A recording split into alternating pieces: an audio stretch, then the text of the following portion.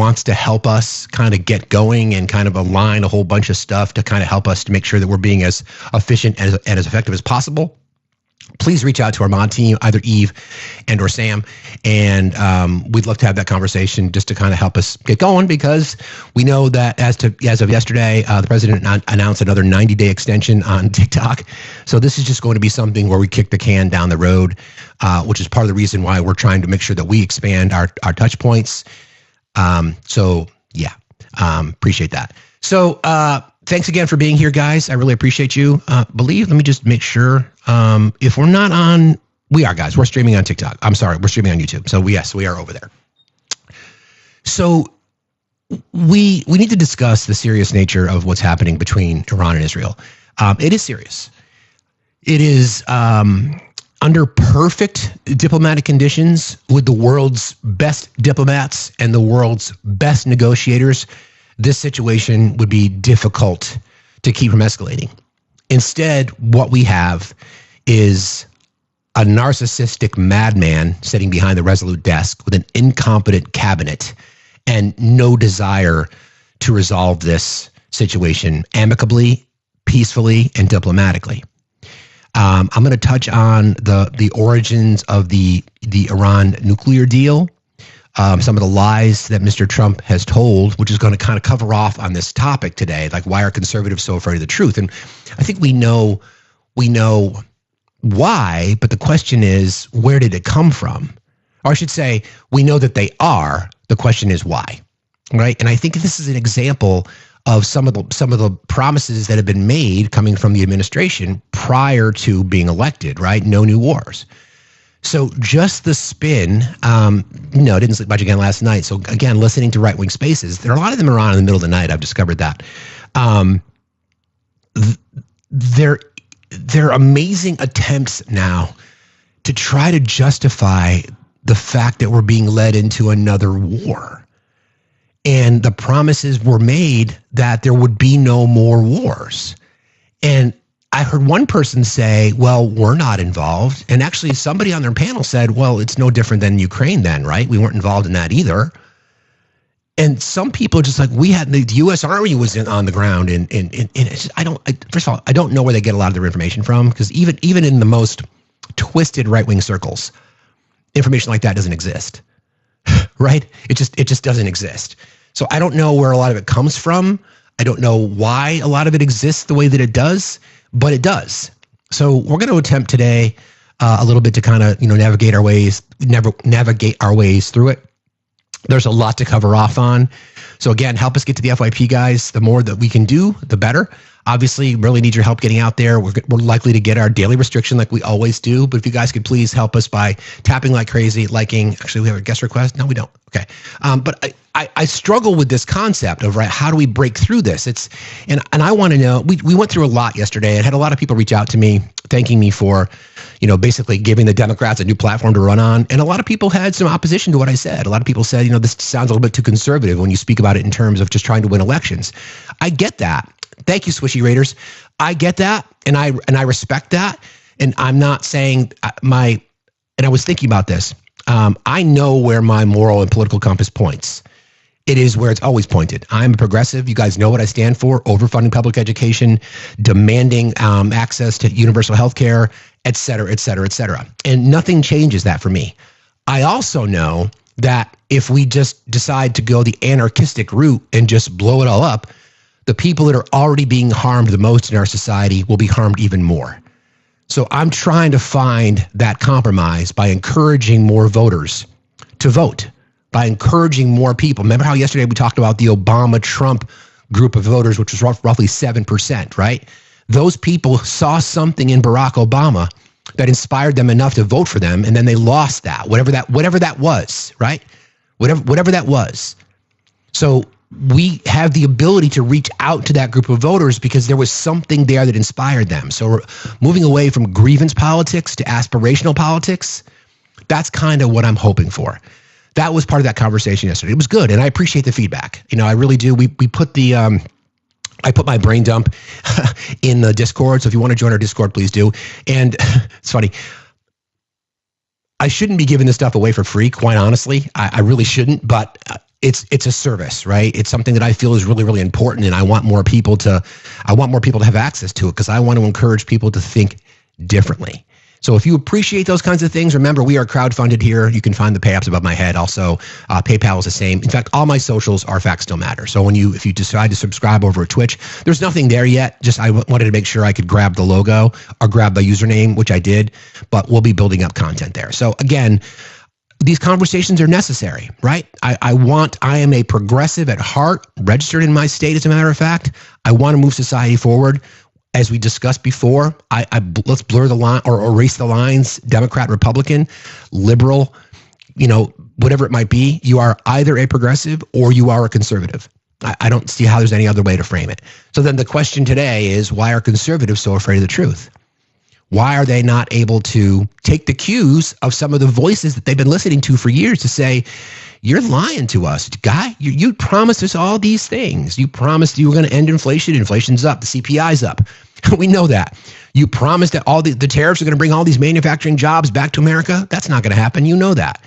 I offered a solution yesterday.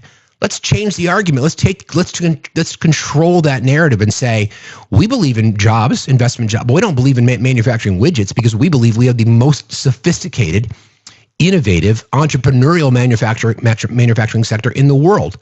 Let's empower the American worker to lead, right? So it's the same message, just framed differently. Question. Why then are conservatives so afraid of the truth? Why can they not call out the situation in Iran? So let's talk about that a second because, 2001, the 9/11 and the justification to invade Iraq from the Bush administration was WMDs, right? Weapons of mass destruction. Everybody keep tapping and sharing, please. We know it was a lie. We also saw. You're just wrong, Miguel. Your CPI's up last month. Just read, okay? You're just wrong. Just read. Don't believe what people are telling you. Just go read it. Just go read it. Again, see the spin? This is this bread, loaf of bread, price of bread's down a little bit. You just read, okay? Anyway, I'm sorry. So 2001, the justification of going into a 20-year war was weapons of mass destruction. A lie. We know about the entire thing. I have looked at the graph, Miguel. We discussed it yesterday. We also saw a massive spike, of course, in the military-industrial complex. The Raytheons, the McDonnell Douglases, the Halliburtons, etc. We also saw a massive shift, a massive transfer of wealth. So history is repeating, and for people to say that Donald Trump is not a warmonger, Donald Trump doesn't give a fuck. He's looking for the next buck, right?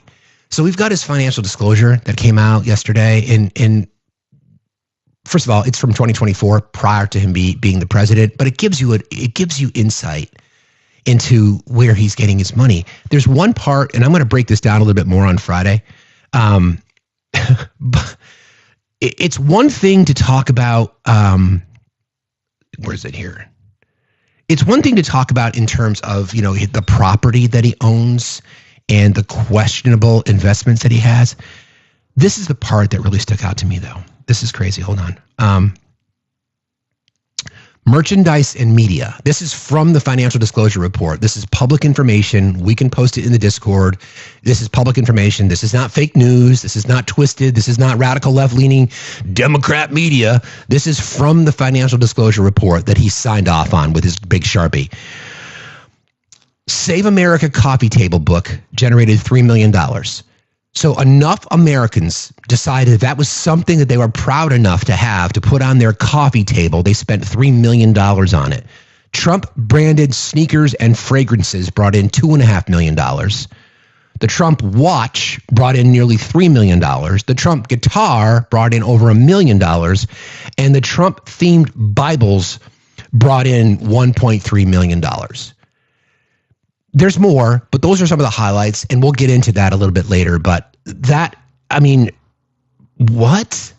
$36 million in foreign licensing, India, UAE, Vietnam, Dubai. $26 million from U.S.-based royalties, books, and merchandise. again, we'll get into that on Friday as we break down the fact that the White House is for sale. There's no doubt about it. Accepting a $400 million jumbo jet from the Qatari government, who, by the way, supports Iran. So here we are in this world. He doesn't give a flying fuck about the no war promises. He's just looking for the buck, however I can benefit. And then that leads to the rhetoric. So these back-to-back statements on True Social are the ones that are really troubling to me. Unconditional surrender, right? And then we know exactly, do I do the voice? Yeah, I have to, because it's just pitiful. We know exactly where the so-called supreme leader is hiding. He's an easy target, but is safe there. We are not going to take him out, at least for now. But we don't want missiles shot at civilians or American soldiers. Our patience is wearing thin. Thank you for your attention to this matter. And then I had this one. I wrote this one, too. We now have complete and total control of the skies over Iran. Iran had a good sky trackers and other defensive equipment, and plenty of it. But it doesn't compare to American-made, conceived, and manufactured stuff. Nobody does it better than the good old USA. So that statement there, we now have complete control over the skies. Does that mean that there's Navy fighter jets or Air Force fighter jets over the skies of Iran? Or does that mean that we are supporting the Israeli military to do that? Because if that is then that would mean that the United States is now involved. So we have $1 trillion defense budget this year that's going through Congress, that's going through the Senate.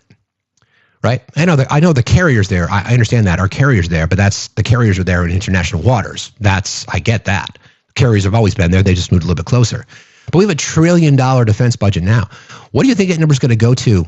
What do you think that number's going to go to if we do get involved? Remember how much money we spent? We had spent what, $30 trillion in Afghanistan? Oh, so there you go. So we can thank Biden for Iran. See, friends, there you go. So I'm going to pin that comment, Johnny boy. My guy, what? Johnny. I don't even want to pin it because you're just dumb. Here we go, friends. Here's the spin. We can blame Biden for Iran. What about Biden? What? Like, what? What? So I think this is a good time. To go back and just look at the history of the Iran nuclear deal that was an agreed upon, that was effective. The intention was, let me just see if I can get the highlights of it. The intention was to keep Iran from developing a nuke. Now, depending on who you listen to, Tulsi Gabbard says they don't have it. Trump said she's lying. The world community has said they don't have it. They have the capability, but they don't have one, or they're not working towards it. So who do you want to believe? Do I have the sound from that? I think I do. Then we're going to have a little bit of fun today, too. I've got a couple things I think will make you guys laugh. Where is it? Doesn't matter. So this is just a money grab. Let's call it what it is. And it is a massive distraction. While the big, bold, beautiful bill is going to gut public health, is going to kick Medicaid, going to kick millions of Americans off Medicaid. It's going to take the food out of kids' mouths. Going to rewrite our constitutional order. Going to devalue the dollar. Going to drive us into a recession. Going to increase our deficit, trillions of dollars. Another lie. Promise a balanced budget. Nope. Promise we're not going to spend any more. Nope. So what's the fucking point? Why? So this is my point. Like, why is it so difficult for you guys just to come out and say, okay, yeah, I mean, this is what he promised. Instead of any of you saying that, yeah, this is what he promised, you'll say, well, all politicians lie. We know your script. We've heard it for years. We know exactly what you'll do because you're too afraid to admit it. I don't understand why it's so difficult. You can't get growth unless you're willing to admit your facts or your truth. Right? Like, Why is it so hard? All right, so let's go back to the to the Iran nuclear deal. All right, where do I have it here? And then I've got some crazy sound to play for you from the G8 press conference, which is hilarious. Actually, let's do that first, and then I'll get back. So, as we discussed so many times, right, about how this guy is a simp for Russia. When you are at the G7, right, and you are literally just reciting Russian propaganda that people on the right don't think exists, well, you guys listen to this. I don't know if you've heard this sound, but this is fucking embarrassing. I look forward to that. The G7 used to be the G8. Barack Obama and a person named Trudeau didn't want to have Russia in. And I would say that was a mistake, because I think you wouldn't have a war right now if you had Russia in. And you wouldn't have a war right now if Trump were president 4 years ago. Of course. It didn't work out that way, but it used to be the G8, and now it's, I guess, what's that, 8 years ago, it switched over. They threw Russia out, which I claimed was a very big mistake. Even though I wasn't in politics then, I was very loud about it. It was a mistake in that you spend so much time talking about Russia, and he's no longer at the table, so it makes life more complicated. But you wouldn't have had the war. Other than that, I think we're going to accomplish. I mean, I know it wasn't Trudeau. He wasn't the prime minister then. Can we just take a step back for a second and to have an American president standing there with allies saying it was a mistake that we kicked out the leader of the country that illegally invaded Crimea. We gave them warning after warning after warning, and they still refused. So let's go through the timeline of the G8, because oh my God, actually it's right down here. Okay, here we go. All right. Russia was kicked out of the G8 in 2014. They joined the G8 in 1997. In March 2014, following the annexation of Crimea and Eastern Ukraine intervention, all G7 leaders, including Canada, under Stephen Harper, who was the prime minister at the time, suspended Russia's membership, effectively reverting forum back to the G7. Putin later announced a formal withdrawal in January 2017. Now, remember what Mr. Trump just said in that conversation. Listen again. Just pick up a few things here. Just listen again. Well, I look forward to that. The G7 used to be the G8. Barack Obama and a person named Trudeau didn't want to have Russia in. And I would say that was a mistake, because I think you wouldn't have a war right now if you had Russia in. And you wouldn't have a war right now if Trump were president 4 years ago. But it didn't work out that way. But it used to be the G8, and now it's, I guess, what's that, 8 years ago, it switched over. They threw Russia out, which I claimed was a very big mistake, even though I wasn't in politics. You dumbass. You had just been elected president. You dumbass. I wasn't in politics. He launched his campaign 10 years ago Monday in 2015. I wasn't in politics. You dumbass. And his voters, because they can't call him out on it, are afraid of the truth to say, actually, that's not the timeline, sir.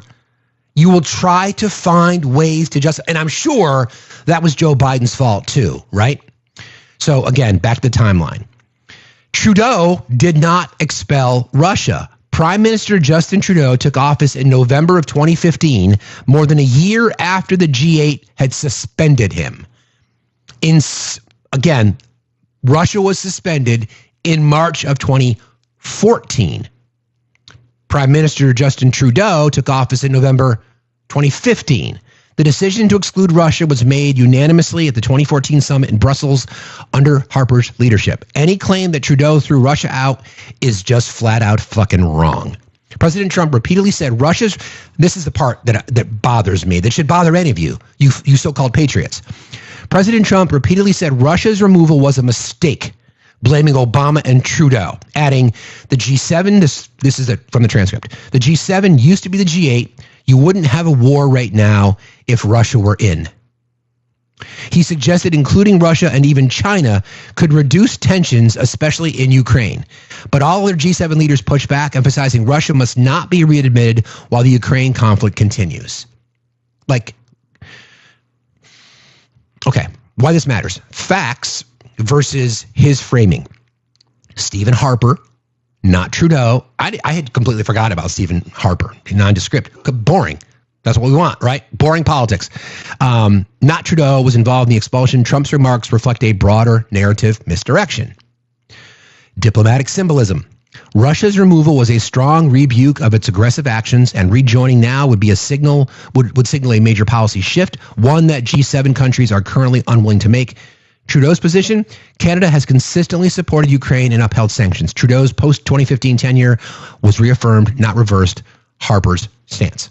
Like, okay, claim from Trump, Russia or Trudeau expelled Russia. False. Absolutely false. There is no connection. That expulsion happened before Trudeau even took office. Removing Russia was a mistake from Trump. Trump's opinion, not backed by the other G7 countries. And then Canada's stance was Trudeau maintains sanctions and continues G7 unity on Ukraine front. As we know, it's now Mark Carney. So it's just like, that should be easy for you guys. I mean, that should be an easy one. That should be an easy one, but some of you are defending it. Some of you saying that he's right. Well, it was all Trudeau's fault. It wasn't Trudeau. That's like saying, you know, you stole the brownie from the lunch tray when you weren't even in the cafeteria. Although you probably figured out a way to steal it. Oh, what about Biden? Biden did it. Come on. It's not that hard. It's really not that hard. And my goal today is to call out some stuff that is so blatantly obvious, and we are just asking you to try to be objective. Okay? So, back to the Iran situation. So I want to go back and I want to talk about the history of the Iran nuclear deal, because I think that's really where this whole thing sort of starts, because the goal was to reduce, well, let me find it. The goal was to reduce the potential impact that Iran could have in the development of a nuclear weapon. And it was the world community, right? It's the world community that supported it. So let me see if I can find it. I tried to summarize it as best I could, put it in terms of easily digestible information, because I was tired as shit last night. I still haven't slept, but I'll figure it out. Don't worry. Okay, here we go. Do I have it? And by the way, I did prepare a breakdown of the CPI, because our friends on the right are looking at trying to say, oh, CPI is down. No, it's not. No, it's not. Everybody keep tapping and sharing. Don't forget, there's a gifting goal today. We'd really appreciate you guys contributing to that. If you want to support the channel, please consider subscribing. As a reminder, we'll be doing our giveaway for subscribers tomorrow. So if you're an active subscriber, either here or over on the Facts HQ, you'll be entered into this contest. So please consider subscribing. We are targeting 300 subs. We need 23 more. That'd be fantastic. So anybody who subscribes between today and Friday will be included in that giveaway. Okay. Hold on a second. All right, here we go. So this is the timeline, right? This is the timeline of the Iran nuclear deal, Obama to Trump. July 14, 2015, Iran agrees to strict limits on uranium enrichment and nuclear activities. International inspectors gain access. U.S. and world powers lift nuclear-related sanctions. They agreed, as long as we can inspect, right? The global community, the International Atomic Energy Agency, IAEA, they were the ones that have inspectors on the ground. Inspectors were granted permission to go to these facilities. 2016, deal fully implemented. IAEA confirms Iran's compliance. Sanctions relief begins. Iran's economy starts to show modest recovery. The Iranian economy was hemorrhaging. That's part of the reason that they made the deal, right? And I want to make sure that we separate, just like we do with the Israel situation, to separate the Iranian people from the Iranian government, the Israeli people from the Israeli government, etc. So in terms of the economy, the Iranian citizens were starving. So there was a lot that they needed. So it was part of the reason they agreed to this. Thank you, Scotty. Appreciate you, friend. All right. Sanctions relief begins. Iran's economy shows modest recovery. May 8th, 2018, Trump withdraws officially from the JCPOA. Trump unilaterally pulls U.S. out, reimposes sweeping sanctions on Iran, and any companies doing business with them. I think I have the sound for his like big bold statement that he made. Let me see if I can play that, because I think that will. Okay, here we go. This is what he said about that. And again, it's just this is from his first term. And today that the United States will withdraw from the Iran nuclear deal.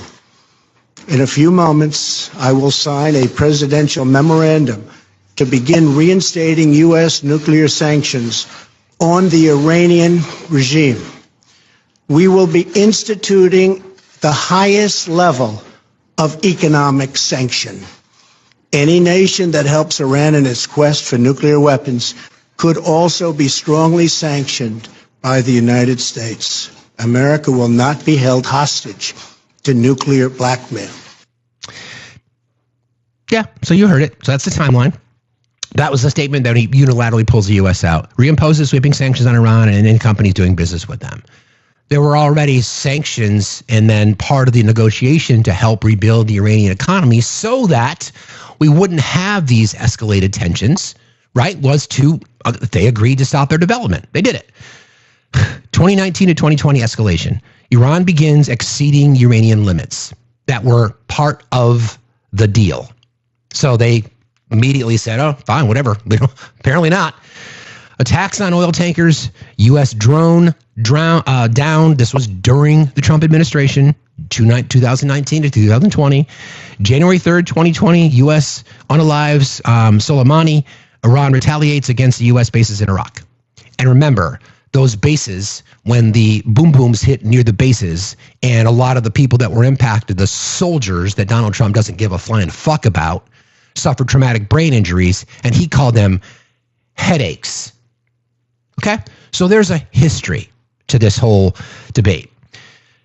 Obama, diplomacy worked. There's no denying that it worked. You got the people involved sitting across the table from one another, agreeing that we've got to make a compromise here. The world sees this as a potential threat. Your economy is hemorrhaging. These are our conditions. Then you counter, you come up with agreement, and it was working. There's no denying that it was working.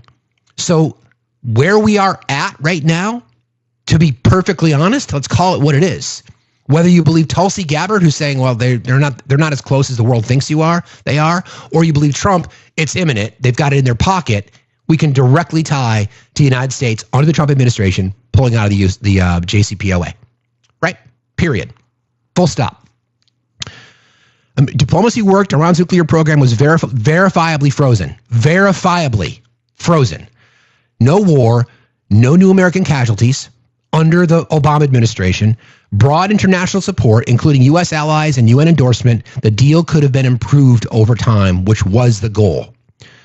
Trump, anti-JCPOA, claimed the deal was weak and temporary, said it ignored Iran's missile program and regional aggression, preferred a maximum pressure strategy and sanctions and threats, promised a better deal, but never secured one. And then the consequences are Iran restarted their nuclear activities, reduced IAEA cooperation. In fact, literally just cut out inspectors, said, no, you can't come. We don't have a deal anymore. Sorry, no. U.S. isolated diplomatically, Middle East tensions skyrocketed, and no replacement deal ever materialized. So again, why can't you accept the reality of what happened? Why are you so afraid of blaming him? And now you're caught, because now you've been pigeonholed into this spot because of what he did in regards to pulling us and basically the world out of this deal. Now tensions have elevated. Who knows who's telling the truth in regards to whether or not they're developing a weapon? Seems likely that they were.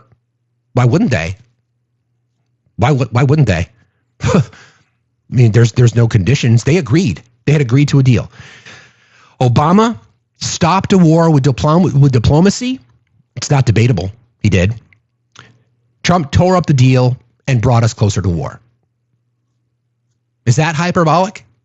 Am I wrong about that? You Trump supporters, am I wrong about that? Are you going to believe what Trump tells you? Just like yesterday, I did a clip of somebody who joined the live yesterday. We were talking about how his claim was that Trump's not a warmonger because Trump told him so. And I'm like, I'm sorry, what? So you believe because Trump told you he's not a warmonger, you believe that? And his answer was basically yes. So if you want to believe Trump that the deal was weak, well, weak is what he is. He's pathetically weak. Pathetically weak. Simping for Russia at the G7. We're in a sub wave, guys. We need 3 more subs. Thank you. Simping for Russia in the G7. I mean, come on, right? And then this crap, making claims saying unconditional surrender. We know where the supreme leader is. You were told no new wars. And I literally had this observation too in the middle of the night as I'm scrolling TikTok, which I shouldn't do, but when you can't sleep, you do whatever. People saying that the situation in Ukraine is different than this. Because an opposition popped up saying, you guys were all up and down Biden because you said you didn't want the U.S. involved. And the U.S. wasn't involved instead of all we did was send supplies and resources and money. And the guy's like, what's different about this then?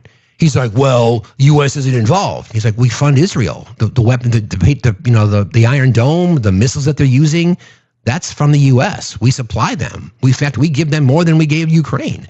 The guy's like, well, it's different. And the opposition was like, well, can you tell me why it's different? I don't understand. Say, for example, the guy was great. I'm not sure it was. I followed him. I'll find out later. But how is it different? How do you justify this? Their response was, well, we wouldn't be in this situation if it wasn't for Biden's weakness. And the guy's like, what did Biden have to do with this? It wasn't Biden that tore up it was Biden that tore up the nuke deal. No, it happened on this particular date. Well, Biden was involved. How was Biden involved? Well, he was. The robot Biden was involved. The robot Biden was living under Trump's desk, and he's the one that did it. So you mean Trump's weak and incompetent? No, that's not what I said. When Trump went out for lunch to get McDonald's, the robot Biden climbed up on top of the Resolute desk and forged Trump's signature. Yeah, that's what's happened. That's what it seems like. It's like that's kind of what it seems like. Everything is about Joe Biden. Had nothing to do with his administration at all. Like, it is this desperation. I'm not going to call it desperation. This desire for conservatives to just accept the truth once in a while. And we're going to talk about the whys, right? But I have a few more things to play on this topic because then there's the media influence as well.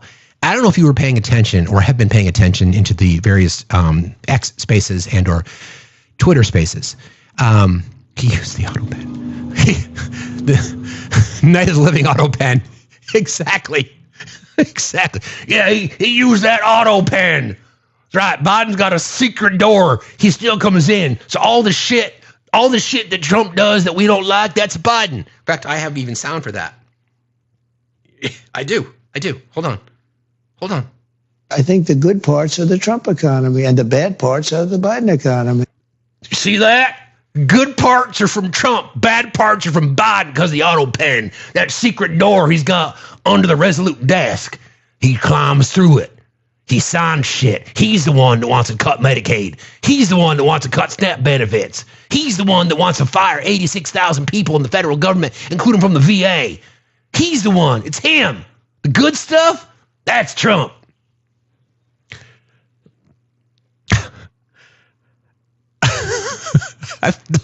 Those conversations actually happen. They do.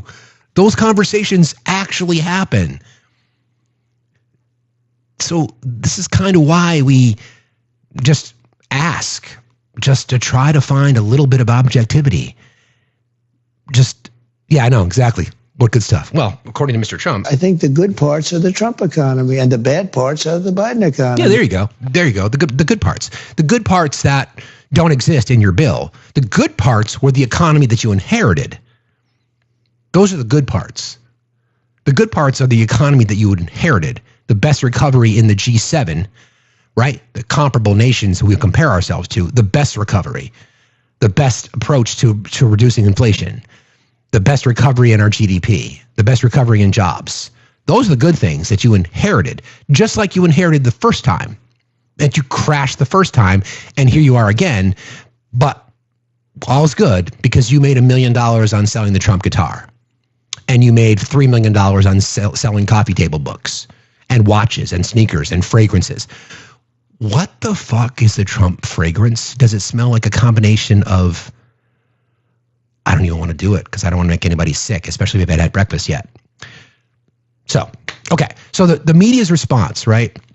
I think it's very, very interesting. And I want to use a couple of examples as to what farts.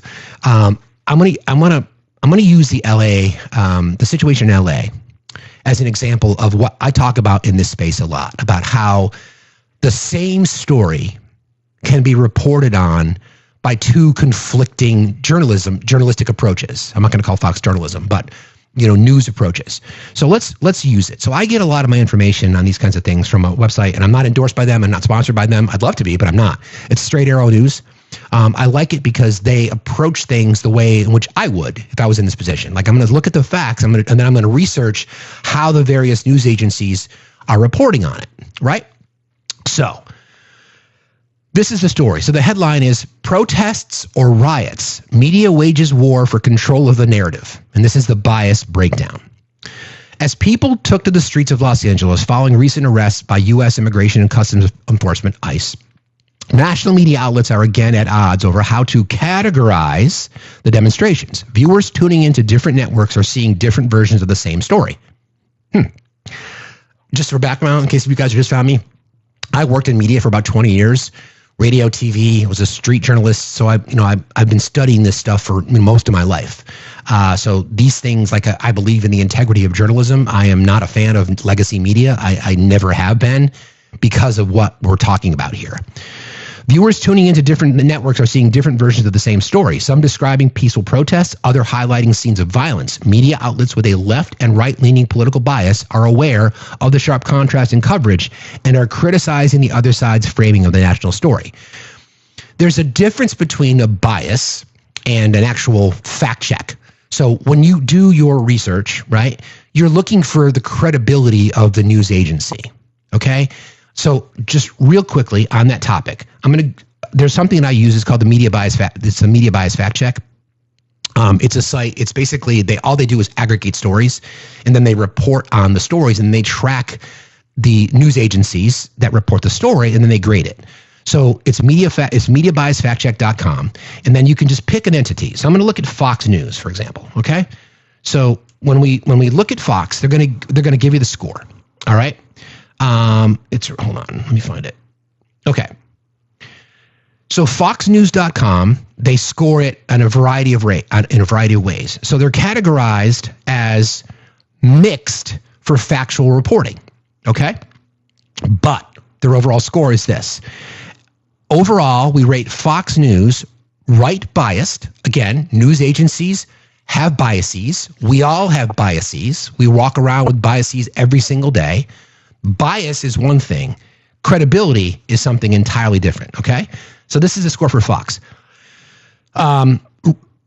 We rate Fox News right biased based on editorial positions that align with the right and questionable due to the promotion of propaganda, conspiracy theories, pseudoscience, the use of poor sources, and numerous false claims and failed fact checks. Straight news reporting from beat reporters is generally fact-based and accurate, which earns them a mixed factual rating. So again, questionable reasoning for conspiracy theories, pseudoscience, propaganda, poor sources, numerous failed fact checks. Okay? Low credibility. So then let's go to CNN. All right? So I've never consumed CNN. I don't care about CNN. I think their packaging and their programming is shitty, but that's the one that the right likes to use. So let's use CNN. All right. So again, on the same scale, the same measurement scale, mostly factual, right in the middle. So Fox was mixed from factual, okay? So this is the same ranking. Overall, we rate CNN moderately left-center biased based on editorial positions by TV hosts that consistently favor the left. While straight news reporting falls just short of center through bias by omission, we also rate them as factual in reporting rather than high due to 2 failed fact checks in the last 5 years. So again, this is an impartial agency who just reports on the validity of the stories. So you don't have to. I mean, the problem is that even the right now is conditioned to believe that fact checkers aren't even accurate. Anyway, I'm going to go back to the story. So this is kind of the premise for what I'm talking about. And I talk about this stuff a lot, not in these specific terms, but here we are. All right. Media outlets with a left and right-leaning political bias are aware of the sharp contrast in coverage and are criticizing the other side's framing of the national story. News personalities battle over protest and riot terminology. Fox News' Greg Gutfeld offered a sharp critique of coverage from left-leaning outlets saying, again, Fox News' Greg Gutfeld, Fox, accused of pseudoscience, conspiracy theories, far-right rhetoric, et cetera, we just went through that list, saying, quote, the media downplays the violence and mayhem because they support the cause.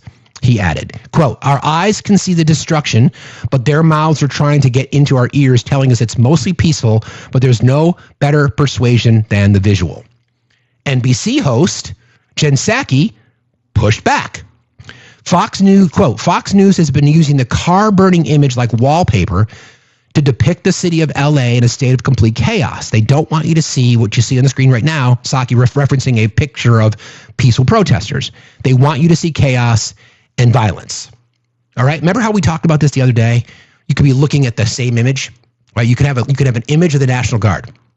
It could be a static image of the National Guard on the streets in LA.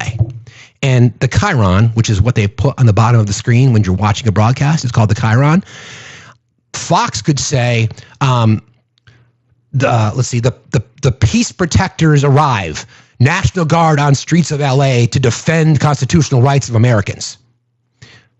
NBC could have a comment that says, President violates federalism by bringing in the National Guard when LA mayor and governors said unnecessary. So it's the same picture. And depending on what you watch, now we know there's a lot of truth into what that reporting of NBC would say, to say, okay, well, federalism, it's in the courts. That decision was supposed to come down last night. I've not seen that. If anybody has seen that, I'd be curious. That's kind of what this story is about. So we'll get through it. All right. During the coverage of the LA events, during the coverage of events, MSNBC described the demonstrations as overwhelmingly peaceful. Meanwhile, Fox News host Harris Faulkner called them anti-immigration riots and referred to demonstrators as agitators or criminals, as she calls them.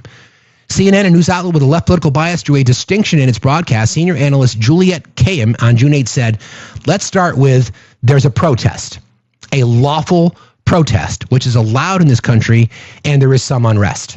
I think that is very accurate. That's what we saw. So again, MSNBC says overwhelmingly peaceful, which they were. Overwhelmingly peaceful. That is factual. And yes, it elevated.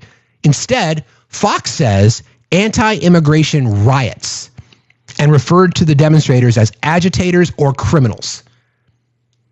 Now, if you are mainlining Fox News all day or Newsmax, what are you going to believe? Seriously, like what are you going to believe? You're going to be stuck in that space, and you're going to be like, well, I saw the picture. I saw it. I saw the car on fire. Okay, you saw a car on fire. They've compared the situation in LA to what they had after the Super Bowl in Philadelphia when the Eagles won the Super Bowl. And there was like 50% more cars being burned, and there was no conversations about riots and things like that and agitators. So this is the reason I'm sharing this with you. All right. Newsmax, again, if you watch that Necessary Conversation podcast I was referring to earlier, mom and dad on that show watch Newsmax. They mainline it all day. They don't watch Fox. They don't watch anything else. They watch Newsmax. And they genuinely believe that Newsmax is the one that's telling them the truth. So when we go back to our credibility indicator here, let's look up Newsmax real quick. This is an interesting one. Okay. So, and this is not going to surprise anybody. Newsmax. All right, here we go. Again, same filter that we're going to run it through. Low credibility.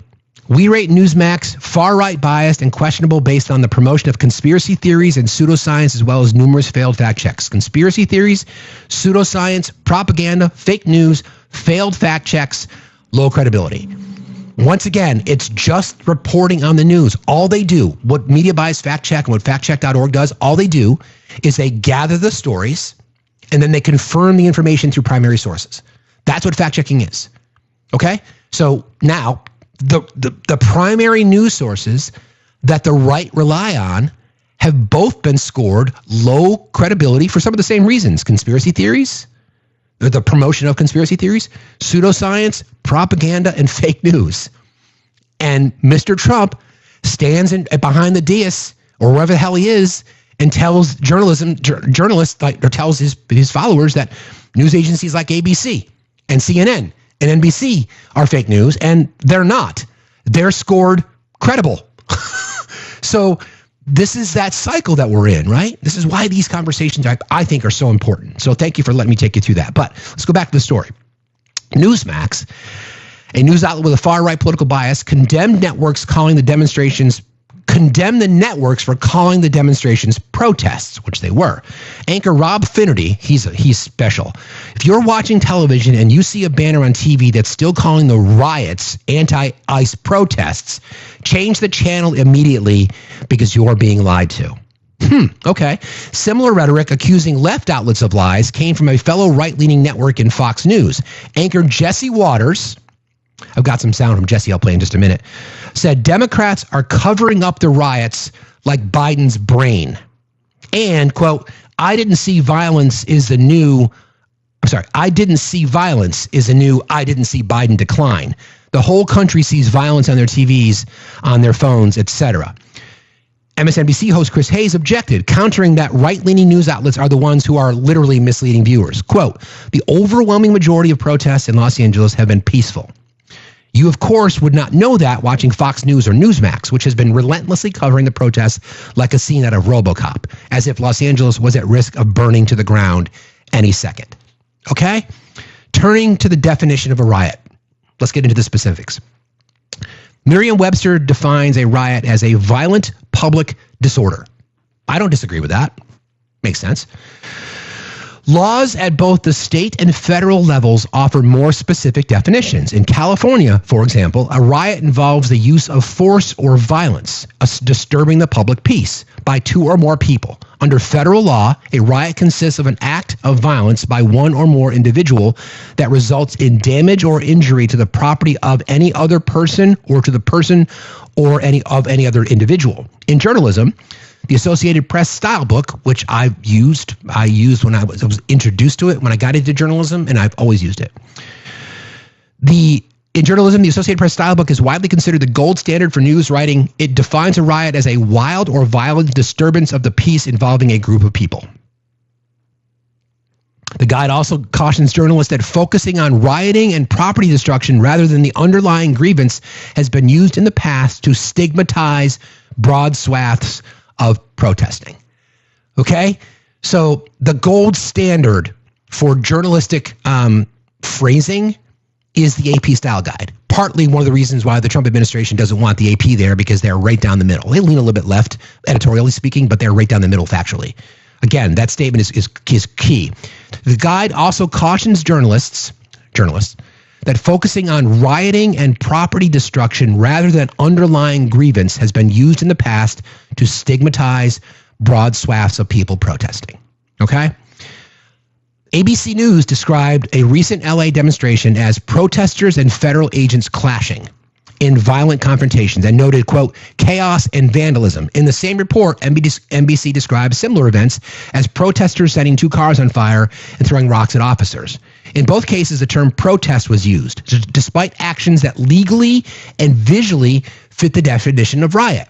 I'm sharing this with you because I'm trying to help us navigate what it's referred to properly, not just the words being used, but how it's being described. Right-leaning news networks have also been criticized for softening terminology, particularly during the breaching of the Capitol. Right? This is where this whole story comes to a head. Some networks initially described the incident as involving protesters, even as the Capitol was unlawfully entered.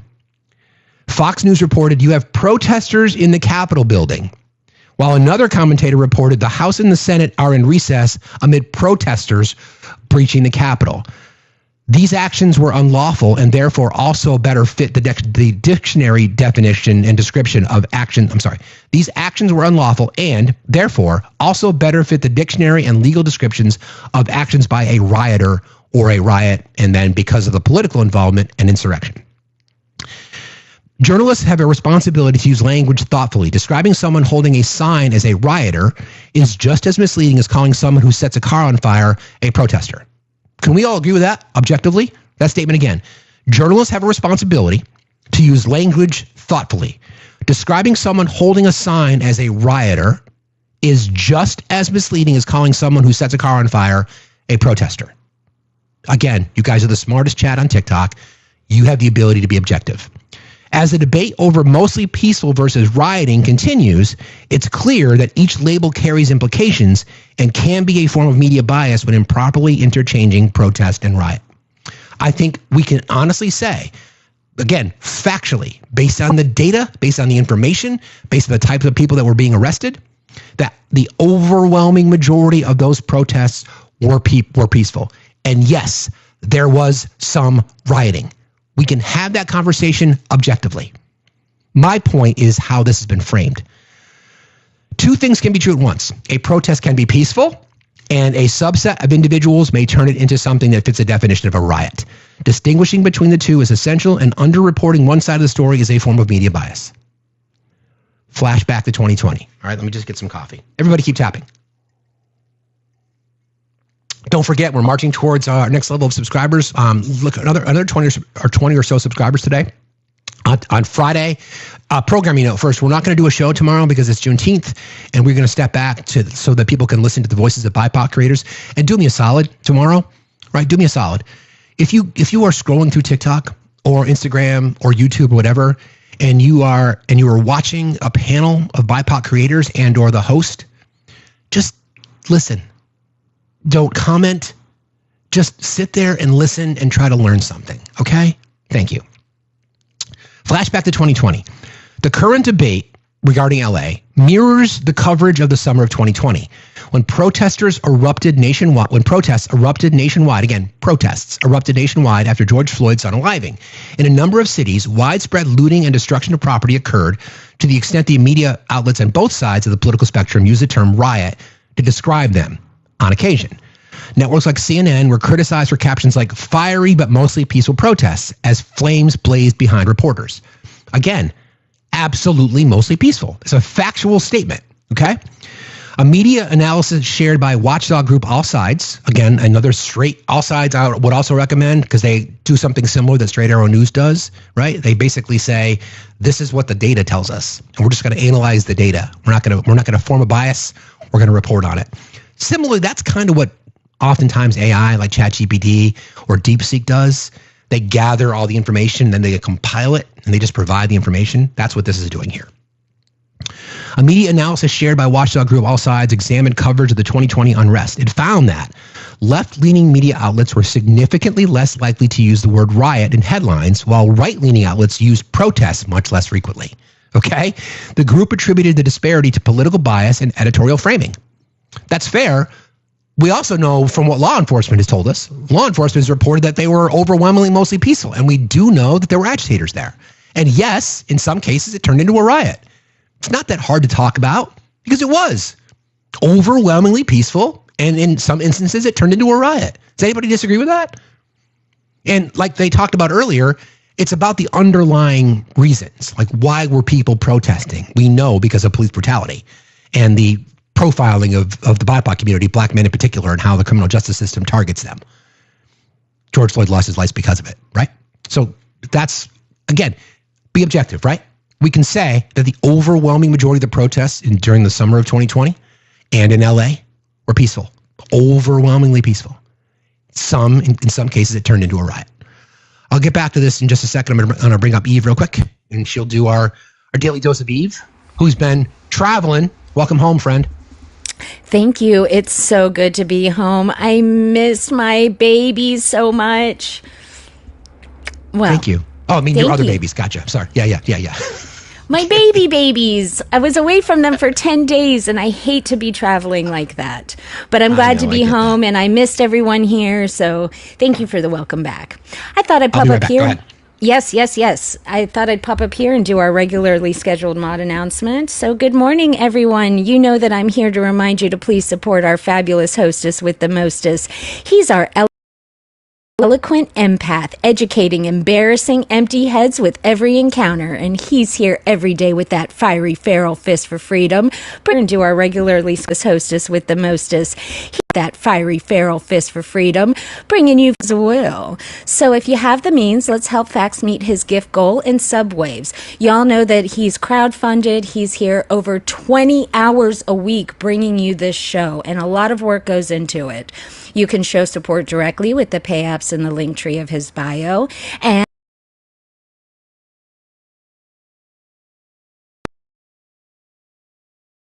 directly with the pay apps in the link tree of his bio, and you can find merch including the HQ has been removed t-shirt, which will help with donations for our friends Brett and Nikki Cross.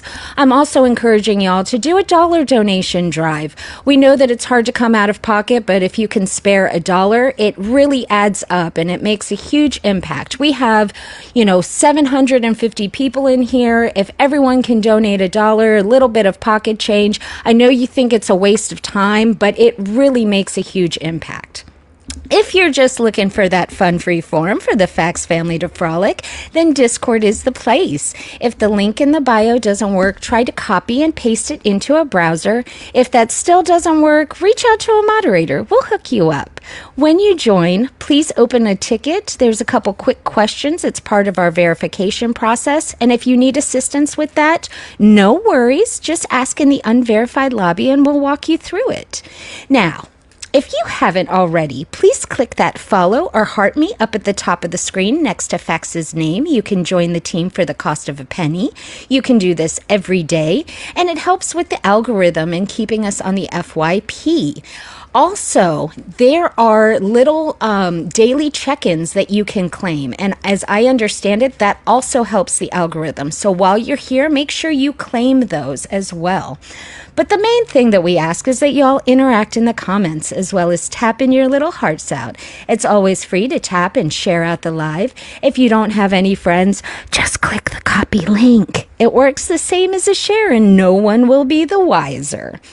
After this live stream, head on over to YouTube and subscribe to FactsStillMatter there as well. You can rewatch shows for any information you missed.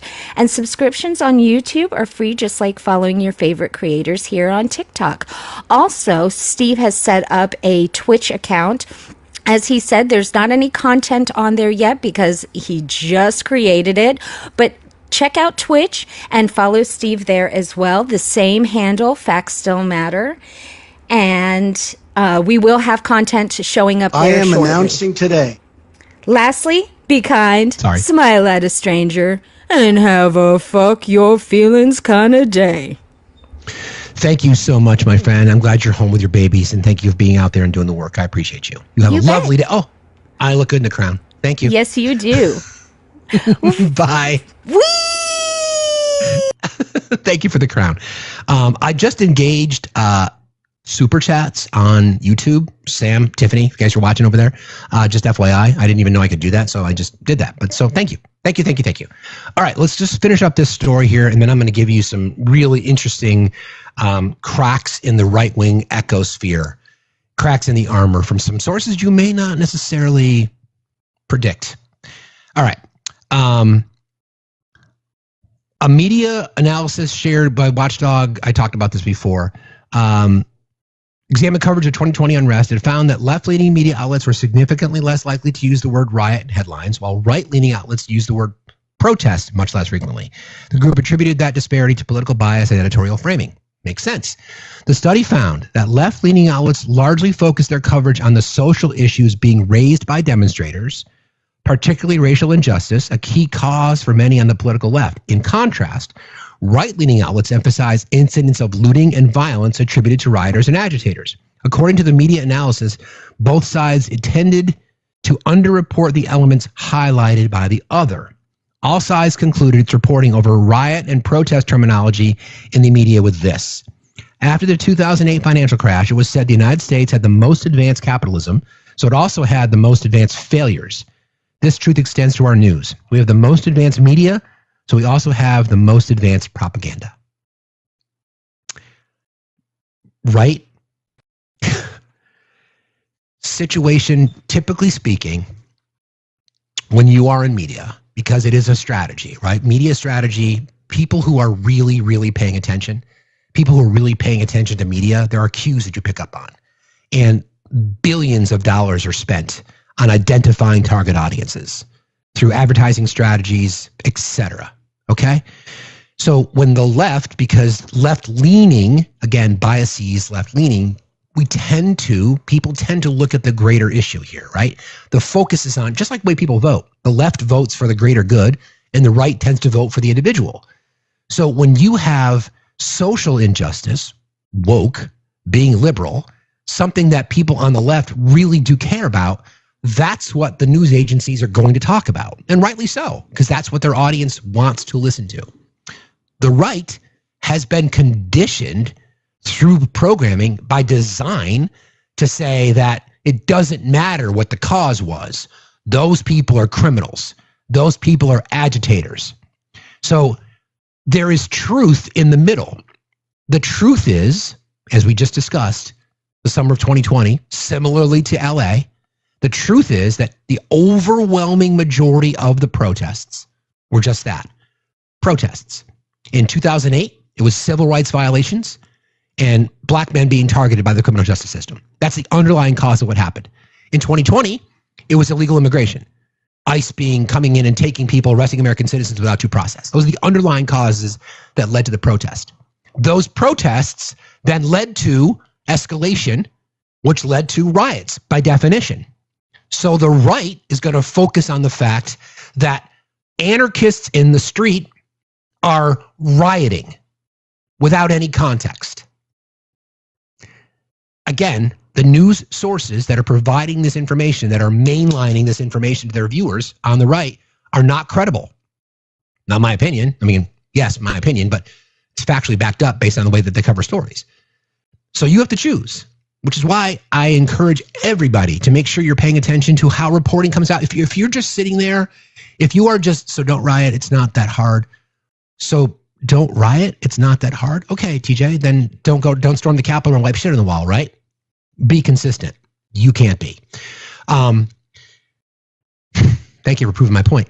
The point is, if you are just mainlining left-leaning journalism all day, you're going to get much more credible, factual reporting, but you may not understand why people like TJ, who can't think for themselves, who have to be told what to thought, why they think what they do. Do you understand? Friends, I'd like to point something out here. TJ is very, very critical of me, but yet he's here every single day. TJ, is it my baby blues? Is it that you like the nail polish? Is it my rapier wit? Is it my charm, my humor, my sexiness, my sexy pineapple, spicy pineapple, where the fuck I am? I'm just curious, TJ, because it's weird.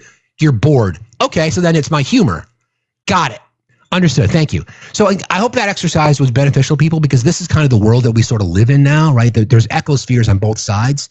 But when we talk about in terms of journalistic integrity, I'm looking for credibility. I can look past the editorialization. I can look past that shit. I'm looking for the credibility. Are the news agencies that I'm looking to get my information from credible? Right? Yeah. What's that? Riots, protests, illegals versus undocumented. It's a great way to break it down, right? The words being used.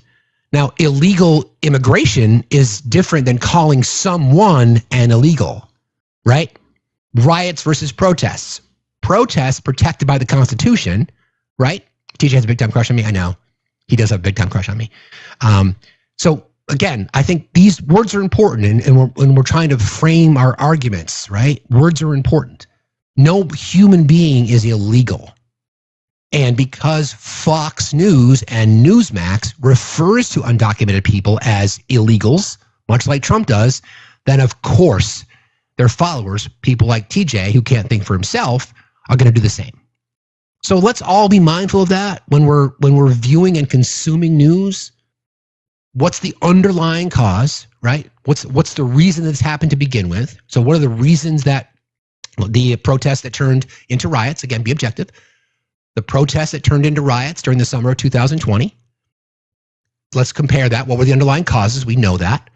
Similarly in LA, overwhelming majority of them were protests, peaceful protests. Why though? Why did they happen to begin with? We know the root cause. So when you're doing your media analysis and when you're consuming your news, try to always look for what the root cause was. Okay? Hope that was helpful. All right. So then let's get into the responses for a few things that are happening, because I played sound. Let's start with Dave Smith. I played sound yesterday from Dave Smith. He is a hardcore Trumper. He is, because of the situation that's happening in Iran, he is done. He's been out there promoting Trump for years. He's a right-wing podcaster. Let's start with this. I played this yesterday, but I want to start with him again because I think it's going to paint the whole picture. Then we're going to hear some sound from some people you may not expect who are like done with the whole MAGA rhetoric. But this is Dave Smith first. Make no mistake about it, we are at war with Iran right now. The United States of America is. Donald Trump has betrayed MAGA, betrayed America first. He has made the most disastrous decision to lead America into another war. Mm-hmm. Donald Trump telling him to come back to the negotiating table now is a joke. Yeah. I mean, what a impotent leader to be sitting there talking about coming back to the negotiating table. It's like sitting after Pearl Harbor and telling FDR, now's the time to go negotiate with the Japanese. Right. Negotiations are over now. The time for negotiations was before this. And so, yeah, Donald Trump looks, and man, I supported him this last year. I apologize for doing so. It was a bad calculation. At the time, it seemed like the right one. But he should be impeached and removed for this one. Wow. And not on some like not on some ridiculous Nancy Pelosi. Of course, the Congress will never do it because they're all a bunch of, corrupt hacks. This is the one thing they support. This is like Donald Trump should be impeached and removed for this. All of his supporters should turn on him. It's the absolute betrayal of everything that he ran and campaigned on and everything that he stood for. And I will say, despite the fact that, Donald Trump supporters have been labeled like a cult following, and that certainly is true for a percentage of his supporters, he is going to lose his coalition over this. I know I don't just speak for myself when I say there are a lot of us who simply will not go along with this. So it's interesting because you're starting to hear more voices from the right calling for impeachment. I don't think that's a good political strategy. That gentleman's name is Dave Smith. He's on a podcast called Breaking Points. I don't believe in the impeachment as a political strategy. I really don't, at least not now. I mean, maybe when you take back the House in 2026, you have that conversation, but I don't think it's a good political strategy, quite frankly. I just think it kind of feeds more into the debate about how all the Democrats care about is impeaching Trump, blah, blah, blah. We can have that conversation, but I don't think it's a good political strategy right now. But you're hearing more and more people talk about it. And I talked about this a little bit earlier this week about how, because of the divide, because you've got the J.D. Vance, Peter Thiel, Elon Musk group, right, who are funding campaigns, and the Stephen Miller rhetoric, and then you've got MAGA with Trump, and there's a clear divide, and they're not getting along. It's pretty obvious. Does that provide cover for elected Republicans to say, okay, we're starting to see cracks here. We know that without them, we can't get reelected because there's no money. We can't depend on MAGA voters because they don't have any money because we just fucked them because of tariffs and everything else. So we can't rely on them. So if we continue to piss off our corporate daddies, then we're not going to win reelection. So that might give them cover to say either we support the 25th, which would remove him constitutionally, or impeachment. I don't want to go down that road just yet, but I'm just saying that I don't agree with impeachment as a strategy right now because there's no support for it. It's not going to happen. So why talk about it? In 2026, different conversation. So that's Dave Smith. All right. Now, this one was a bit surprising. I must say a little bit more surprising. As you know, Matt Gaetz has a podcast and he's on OAN, which is, again, so let's go back to our media bias fact checker real quick. And just so we'll cover all of them as we go through this. So he's on OAN, his podcast or his show is on, I'm not even sure what the fuck he calls it. But let's what they say about OAN. This is the network that Matt Gaetz is on. Matt Gaetz has been known to spread a conspiracy theory or two. One American News. All right. This is One American News. This is their ranking. Very low on factual reporting. shocker. Overall, we rate One America News questionable based on far-right bias, lack of sourcing, promotion of conspiracy theories, and propaganda, as well as numerous failed fact checks. OAN is not a credible news source.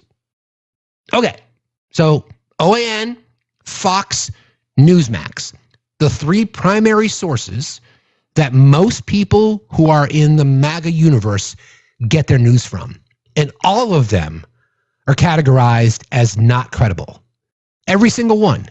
Okay? So then, and again, the response from people who've watched those channels because they've been conditioned over and over with a muzzle velocity of misinformation is to claim that bias of CNN, NBC, ABC, because they lean left, at the same time they lean left, they're also considered credible.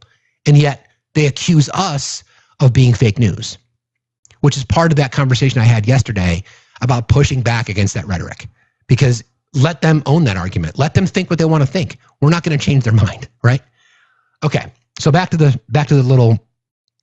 So this is MTG on OAN with Matt Gaetz talking about what it was that we were just discussing, specifically regarding Iran and Israel.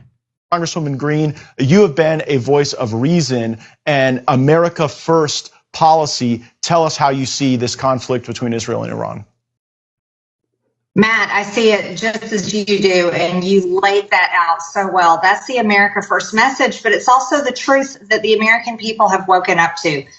We've watched for decades propaganda news. I'll call out Fox News and the New York Post. They're known to be the neocon network news. We have propaganda news on our side, just like the left does. And the American people have been brainwashed into believing that America has to engage in these foreign wars in order for us to survive. And it's absolutely not true. So again, BT Dubs, real quick, let me thank you, April, for the super chat on YouTube. Thank you so very, very much. I really appreciate you very, very much for doing that. Thank you, guys. Thank you, everybody, for watching on YouTube. We appreciate you all. If you haven't yet subscribed to your YouTube channel, if you could do that, I mentioned earlier, Mr. Trump extended the TikTok ban another 90 days. So I think this is just going to continue to happen until something happens, until they find a buyer. I don't fucking know. But there you go. So back to MTG. Interesting, right? Interesting. So she's calling it out. She is saying exactly what we told voters was going to happen. The promise of no new wars. And here she is, right? I know. I agree with MTG calling out Fox News for being propaganda. It's crazy. How do you spin this now, MAGA? How do you spin it? Is she now a rhino? Think about that. Holy shit. Can you imagine if people come out now and say that MTG is a rhino? All right, I've got some more sound because the infrastructure, the echo chamber infrastructure is collapsing in real time. So this is Tucker Carlson on Real Talk America with Steve Bannon. This is an interesting segment as well. Listen to this. That's not by popular acclaim. That's not like their viewer surveys. Like, we need a lot more Mark Levin. Less Jesse Waters, more Mark Levin. Mark Levin!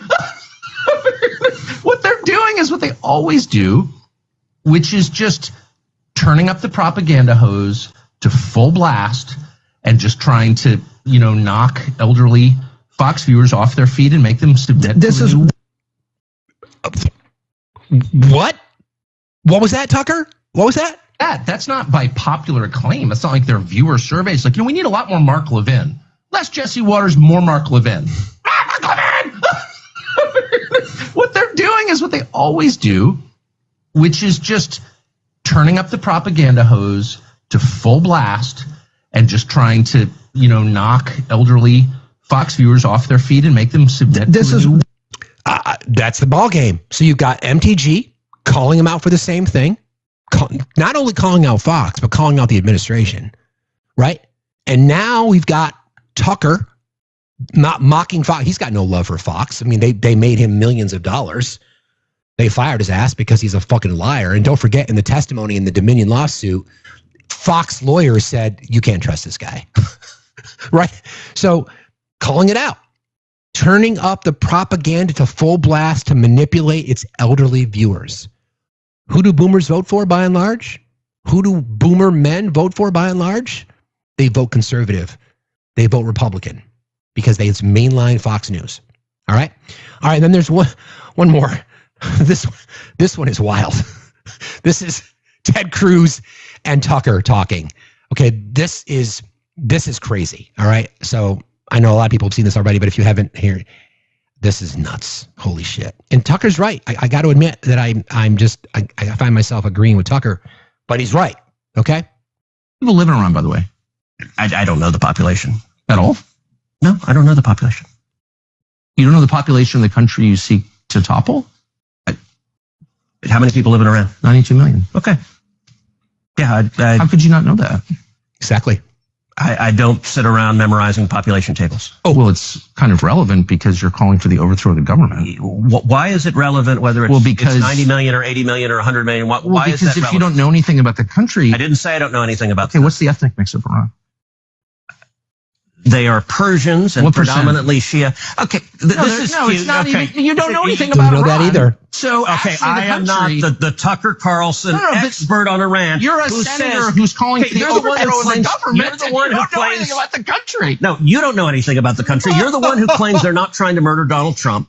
You're the one who can't figure out if it was a good idea to kill General Soleimani, and you said it was bad. They're trying to murder Trump. Yes, I do. Because you're not calling for military strikes against them in retaliation. If you really believe that. We're carrying out military strikes today. You said Israel was. Right, with our help. Oh, I said we. Israel is leading them, but we're supporting them. Well, you're breaking news here because the U.S. government last night denied, the National Security Council spokesman Alex Pfeiffer denied on behalf of Trump that we were acting on Israel's behalf in any offensive capacity. No, we're not bombing them. Israel's bombing them. You just said we were. We are supporting Israel. High stakes. You're a senator. If you're saying the United States government is at war with Iran right now, people are listening. Hey, damn. I'm sorry. Can I just play that again? Because I just think it's so good. Tucker's talking to Ted Cruz. You guys mind if I play that again? Because I just think that was so good. I could chew that up and I could caress it and call it George. Oh my gosh. How many people live in Iran, by the way? I don't know the population. At all? No, I don't know the population. You don't know the population of the country you seek to topple? Dude, you're a U.S. senator, and Iran is in the news every single day, and you mean to tell me that you don't know how many fucking people live there? That's the first thing I did.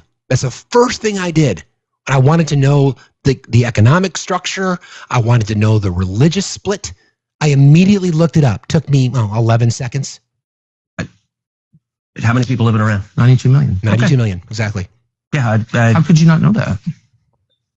I don't sit around memorizing population tables. Well, it's kind of relevant because you're calling for the overthrow of the government. Why is it relevant whether it's 90 million or 80 million or 100 million? Why is that relevant? Because if you don't know anything about the country... I didn't say I don't know anything about Okay, what's the ethnic mix of Iran?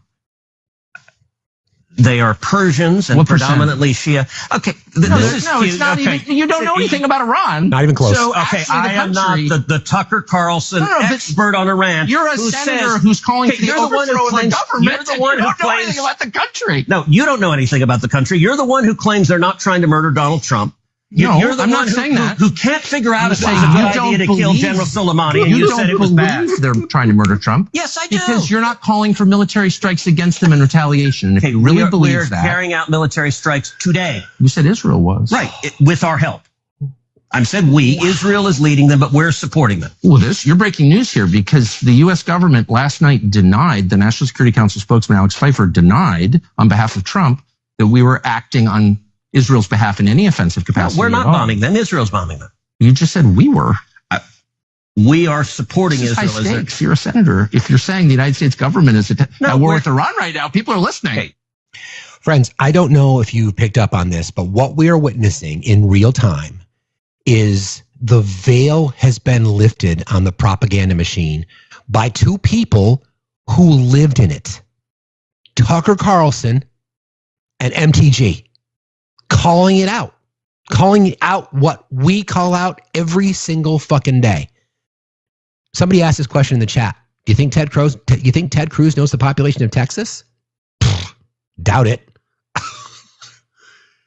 He's calling it out. I mean, You don't know. He's, again, Persia? No, my guy. No, you're wrong. MTG calling out Fox for what they are, the propaganda machine.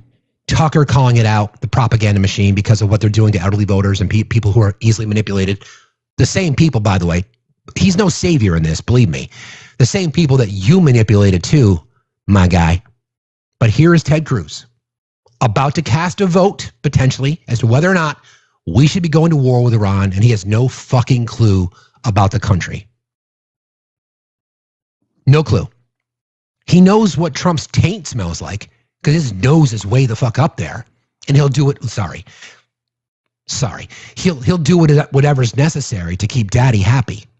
How fucking embarrassing.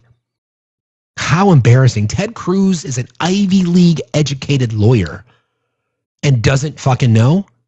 And did you see how triggered he got? That's crazy.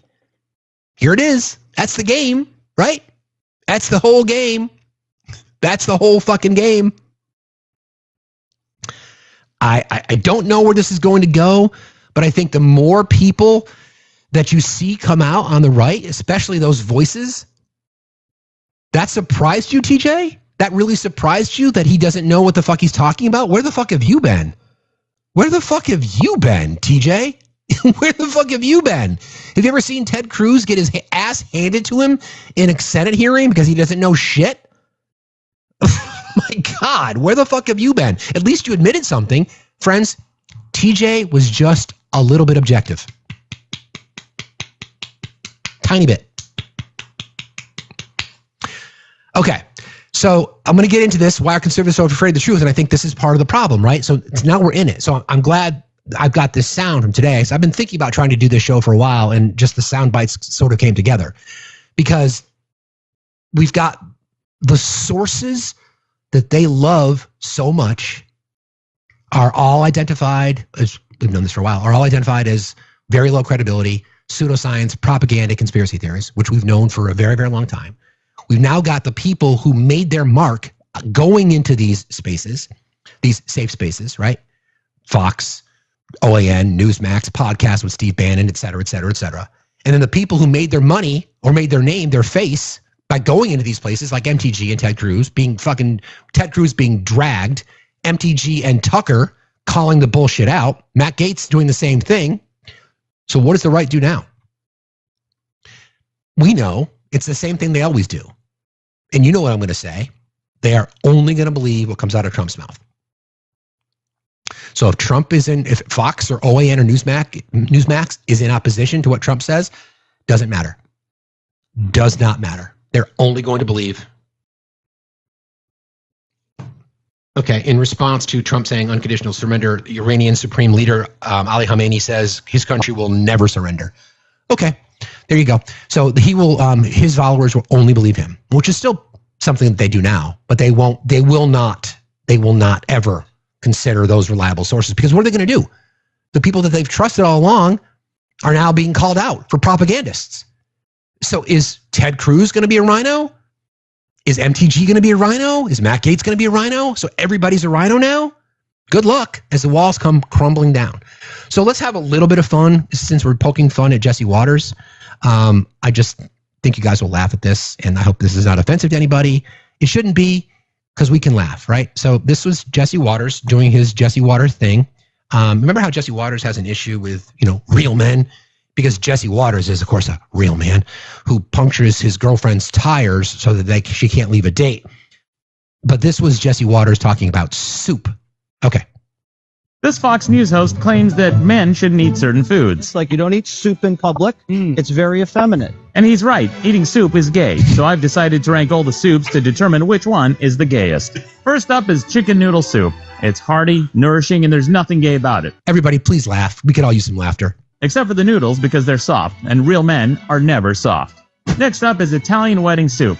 First, it's based around a wedding, and all weddings are a little gay, like kissing your bride and being happy, which are hallmarks of being gay. Also, meatballs.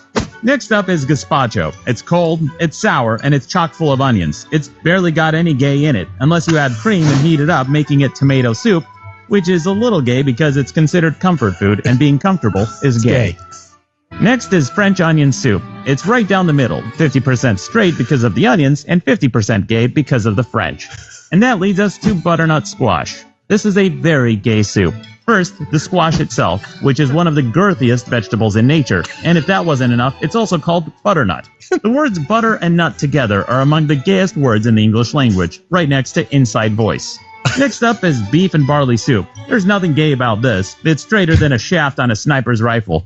Next, there's cream of mushroom. Gay. Next up is split pea soup. It's got peas in it, which is a little gay because they're vegetables, but it also sometimes has pork in it, and having pork in your mouth is pretty hetero. And that takes us to miso soup. This one depends on the amount of tofu you have in it, which is inversely proportional to how straight you are. And finally, there's clam chowder, which is the gayest soup of all. It's gay for men because of the cream, and it's gay for women because of the clams. It's just gay for everyone. Hope that helps. Leave a comment if I missed any soups you're bi-curious about.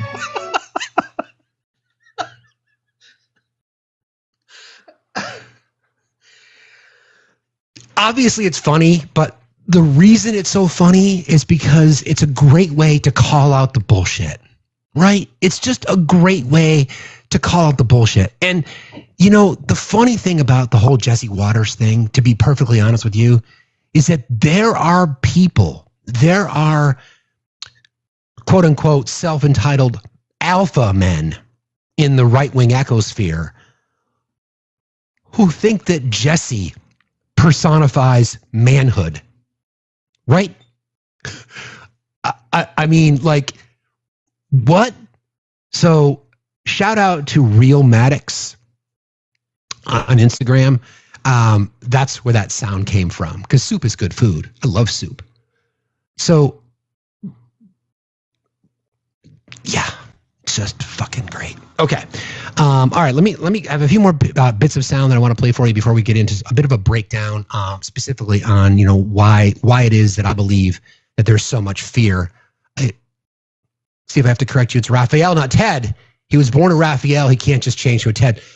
You know what, Chris? You're very, very right. I think there's some bit of an identity crisis with Ted. He just wants to be referred to by an alternate name, Ted, and we respect that because we support someone being whoever they identify as. So thank you, Ted, for being so woke. We appreciate you. I want to start with this is, I think you'll be interested by this again because you guys are the smartest chat on TikTok. Don't forget, guys, there's a gifting goal today. Don't forget that, 16 away from 300 subscribers. And do not forget, we are crowdfunded. If you want to support the channel, you can do so right here. If you haven't joined our team yet, please consider doing so. This is from Current Affairs Mag. And the reporter's name who kind of goes through this exercise, his name is Nathan Robinson. It's titled The Brainless Propaganda of Stephen Miller. And this kind of speaks to what it is that we're talking about today, because it is my belief that Stephen Miller is the one that is authoring some of the most hate-filled tweets that we see on True Social. I believe he and Russ Vought are the ones that are actually running the government, quite frankly, because Mr. Trump is just too stupid to know any of this shit. He's just doing what they're telling. He's just doing what they're telling him to do while they stroke his ego. Okay. So again, it's entitled The Brainless Propaganda of Stephen Miller, even commonly shameless. I've read, this is again, Nathan J. Robinson. I've read an awful lot of right-wing propaganda in my life, but I've words of Stephen Miller, White House Deputy Chief of Staff. Usually conservative arguments have something slightly compelling about them. There's some supposed evidence, some reasoning, something to back them up, but the claims that Stephen Miller typically makes are of an entirely different kind.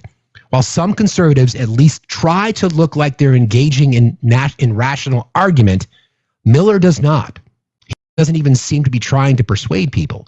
He's not appealing to their rationality at all. He speaks to their gut, not to their brain. I hope there are enough thinking people left out there to see Stephen Miller's tactics for what they are. Sadly, his statements regularly go viral on social media, showing that plenty of Trump supporters simply aren't interested in the question of whether their supporting makes any sense. Right? I mean, like we talk about messaging, the power of messaging and the manipulation of minds and the various channels in which the right has been able to do that for decades. Stephen Miller kind of culminates all of it. And I like that one particular part. While some conservatives at least try to look like they're engaging in rational argument, Miller does not. He doesn't even seem to be trying to persuade people. He's not appealing to their rationality at all. He speaks to their gut, not to their brain. How many conversations have we had? And I want you guys to do yourselves a favor, okay? From Zaddy Facts. When you're out watching right-wing spaces and you're listening to conversations, how many times do you hear people say, well, I just feel like Trump is better for the economy. I just feel Trump's going to do a better job with immigration. I just feel we're going to be safer with Trump as the president. That's what they're talking about here. He's not appealing to their rationality at all. He speaks to their gut, not to their brains. Right? So I think that's the culmination of right-wing messaging right there. And he personifies it. Again, that's Nathan J. Robinson reporting in Current Affairs magazine. Okay. Yesterday we were talking about how I gave you guys my thoughts on how to reshape the Democratic Party regarding messaging. And like I said to start the show, got some feedback, both positive and negative on it. Some people claim that they really appreciate an objective opinion on this. And like I said, I shouldn't be giving this shit away for free, but whatever, I'm a giver. I also got people saying, it's a little too conservative, Steve. Seems like you're leaning a little bit right. Again, fair criticism. And I want people to be able to be open-minded and offer their perspectives. And I'm here to listen. That's why we talk about these conversations. I won't spend much more time going backwards. We posted my plan in our Discord, so please consider joining our Discord. If you can't find it, our mods can help, okay? So, well, yeah, that's marketing, TJ. It is, but it's different in political speech because you're lying to people. Marketing is not lying. Marketing is manipulation, sure, but it's not lying.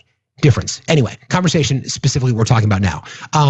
I want to make it very, very clear. I am never going to sacrifice my progressive beliefs, ever. I know where my moral compass is pointed. I know what I stand for. I know about my desire to rewrite our education system and to guarantee healthcare, et cetera, et cetera. You guys know my point. What I'm saying is that the strategy that the left has been using is just not working, right? So I'm hoping that people can see what I did to frame the exact same things that I stand for, specifically around how we introduce more progressive policies to our nation, just framed differently. That's my goal. Okay. Thank you. Thank you, Prince. I appreciate that. All right. So, and yesterday we also talked about new voices. Like people need to be willing to have these conversations about how we're going to do things, because some of the criticism and fair criticism from the right is that the left speaks in superlatives, maybe not necessarily enough of specificity. So I want you to remember the name Zohran Mamdani. Okay, Zohran Mamdani is one of the mayoral candidates to become the next mayor of New York City. I want you to kind of just listen to the way in which he talks. There was a famous debate that they had where he was the only one. Every candidate was asked, what would you do with your first trip? Every other candidate said, I'd go to Israel. And he's like, I'd stay in New York because New Yorkers got a lot of shit we have to do. And he's criticized of that because he's Muslim, right? He's like, we have a lot of shit to do here. I respect every New Yorker. I mean, why would I be using taxpayer dollars to fly someplace when I've got shit to do here? And I love that answer. I know Bernie just endorsed him. I know that. I love that answer, right? So this is how you answer questions when asked how you're going to do things. He's being interviewed by Caitlin Collins from CNN, who, by the way, is an exceptional interviewer. She really is good. All right, here we go. This is great. The New York Times editorial board said they're not endorsing anyone in this race. They noted that you and Governor Andrew Cuomo seem to be the front runners. And they described your campaign as joyful. They said that you have a fresh style, but they also said, and these are their words, that you're running on an agenda uniquely unsuited to the city's challenges. That they called you a democratic socialist who too often ignores the unavoidable trade-offs of government of governance. And they say that you basically want the government to operate grocery stores as if customer service and retail sales were strengths of the public sector. He minimizes the importance of policing. For someone who's not familiar with your platform, you have said you want free buses, city-run grocery stores, frozen rent. How do you plan to pay for those proposals? So there are a number of ways. The first is that freezing the rent does not actually require the city to spend any additional money. The city has a board called the Rent Guidelines Board, which determines whether or not rents for rent-stabilized tenants increase. And the previous mayoral administration froze those rents 3 times. What we are proposing is to build on that precedent. Okay. And to make buses free, it costs about $700 million. To deliver universal childcare, we're looking at a cost of about $5 to $6 billion. We've put forward an economic plan that would raise actually $10 billion to not only pay for our agenda, but start to Trump-proof our city. And we do so in 2 key ways. We match New York State's top corporate tax rate to that of New Jersey at 11.5%. That raises $5 billion. And we increase personal income taxes on the top 1% of New Yorkers. These are New Yorkers who make $1 million a year or more, and we increase it by just 2%, $20,000, which is effectively a rounding error when you're making that much money. And those things together with good government reforms raise $10 billion a year. And ultimately what that does is not just provide for the economic agenda we've been running on to center working people at the heart of our politics, but also deliver a city with excellent public services. And when I speak to wealthy New Yorkers, I hear so often that concern around quality of life. And while I respect the dozen or so writers who make up the New York Times editorial board, I also know that their own panel of experts recommended our campaign as the leading campaign when addressing housing and quality of life. That's the shit, right? That's the shit right there. So that kind of matches messaging to what I discussed yesterday. Let's call it what it is, right? These are things that we do. This freeze on rent, it's already been something in place. We're just going to extend on it. We're going to make it better to make rent costs affordable for everyone. You throw the big 10 over it, right? We realize that to be able to pay for these things, we're going to just match what New Jersey does. And New Jersey seems to be pro-business. It's working for them. So we want to level the playing field to make housing, to make transportation more affordable. And it's only going to be a 2% increase for people that are making above $1 million, right? They should be paying more. So it's not like this, we're going to tax the rich. He's messaging to the bulk of voters in New York. That's what you need to do. It's fucking brilliant. That's the way you answer questions, unapologetically. These are the things that I care about. These are the things that matter to me. This is how I believe we reset the playing field. His name again is Zohran Mamdani. Remember that name. Exactly, Sarah. He explained it well. He explained it simply. He didn't use rhetoric. He spoke the truth. Remember, don't relent on the truth. Zohran Mamdani. Don't forget that name. That's a progressive voice endorsed by Bernie, Democratic Socialist. He's a progressive, right? Seriously. I love that shit. Okay. All right. Let's remember a lot of what's happening, obviously, with the situation with Israel and Iran is part of the distraction because Mr. Trump wants to be a wartime president. We know that the big, bold, beautiful bill is still circulating its way through Congress. So let's get into that a little bit, and then we'll talk about my goal here to ask the question: why are conservatives so afraid of everything? A lot of it has to do with the powers. Yeah, exactly, Lila. I saw Matt talk about that too. Presidential authority is being questioned, right? Part of the Project 2025, we've discussed this before. I don't want to spend too much time on it, although we have some people in MAGAsphere who believe in the theory of the unitary executive. Just to summarize real quick, it's the consolidation of powers. It's outlined in Project 2025. It's referenced in Opus Dei, which is a far-right wing of the Catholic Church. It's about, the theory of the unitary executive, which basically means consolidate power. So the people who prescribe to that theory do not believe in the 3 branches of government. They do not believe in checks and balances. They believe, because in our system, the legislative branch has the most power, basically. Yes, the president has the power of the veto, but if there's enough support in Congress, they could override the veto. So you could argue, but legislative branch does have the most power because the legislative branch can impeach the president. So that's kind of how I look at it.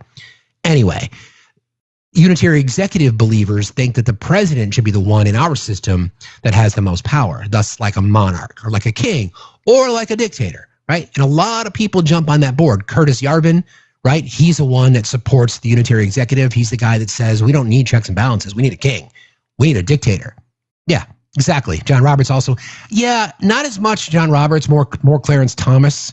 I push back a little bit on that too. It's more Clarence Thomas because he's got a connection, as does Samuel Alito, to Opus Dei. John Roberts is in that realm. I think he sees presidential powers a little bit differently than those guys do.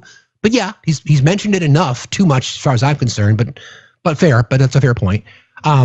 So they want to rewrite the system of government, and they're testing it. So everything that they do when Trump writes executive orders or when he claims emergency powers based on no emergency, that's what these things are. They're tests in hoping that everything gets to the Supreme Court, right? So that you have people like Alito and you have people like Thomas.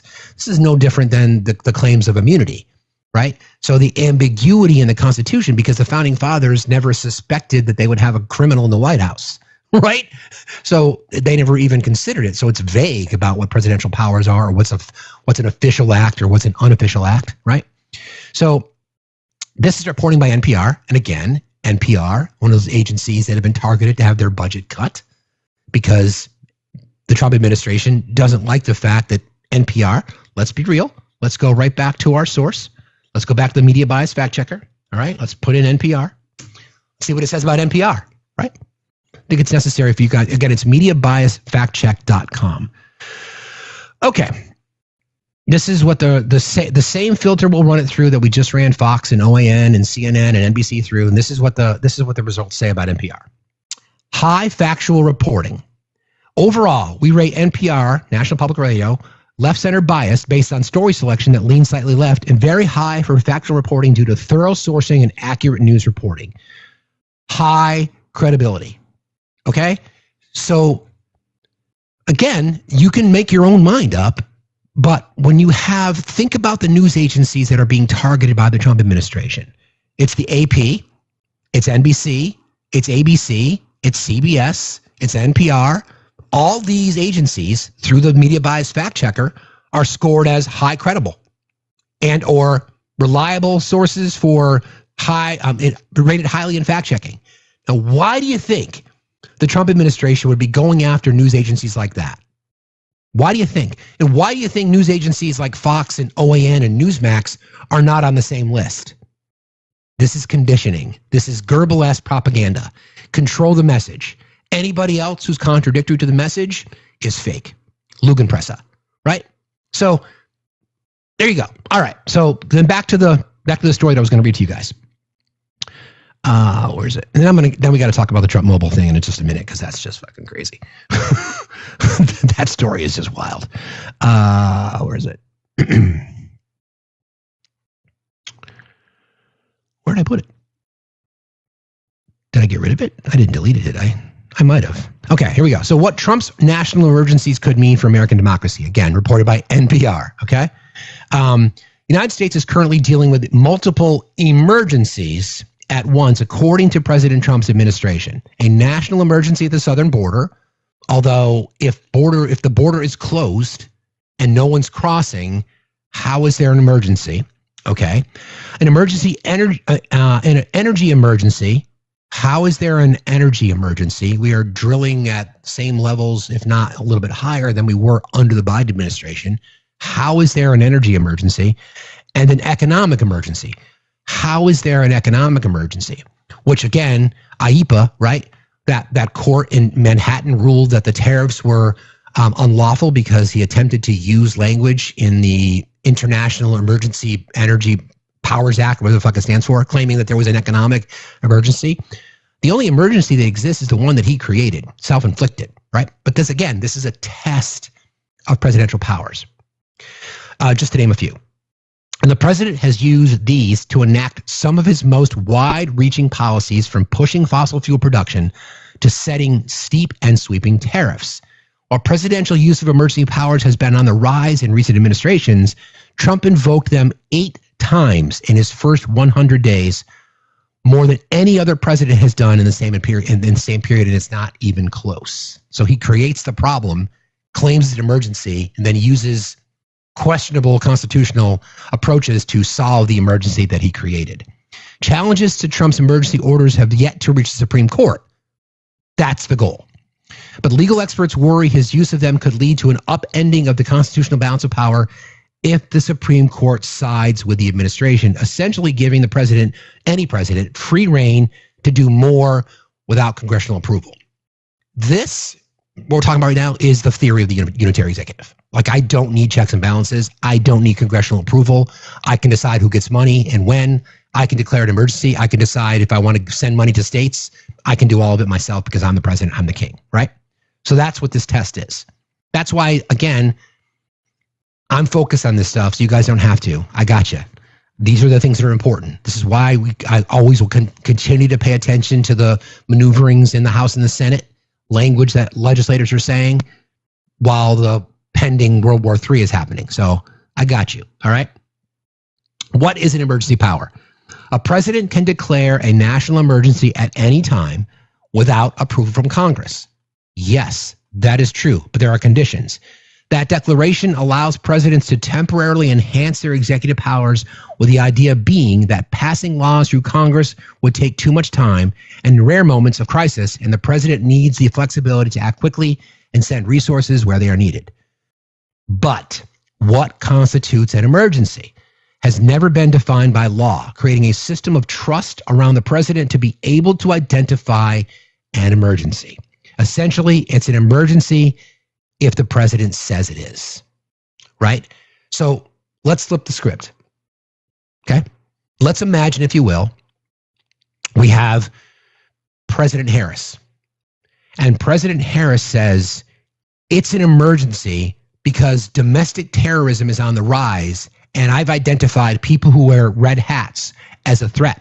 I am authorizing, under my powers of the presidency, I am authorizing ICE, the FBI, Homeland Security to round up people who identify as MAGA because they're extreme and they're a threat to national security.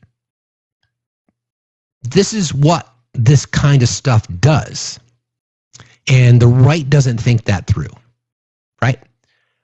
No one in our system should want the president to have unchecked power. You shouldn't want that. Those people who claim that they care about the Constitution, you only care about it if it supports your guy. You are opposed to it if you get opposition. But imagine, if you will, if you, cis, white, hetero, Christian men sitting on your porch in deepest red Alabama, Kentucky, West Virginia, under the presidency of Kamala Harris, and ICE agents roll up in your driveway and round you up and deport you without due process because the president claimed emergency powers under whatever they say.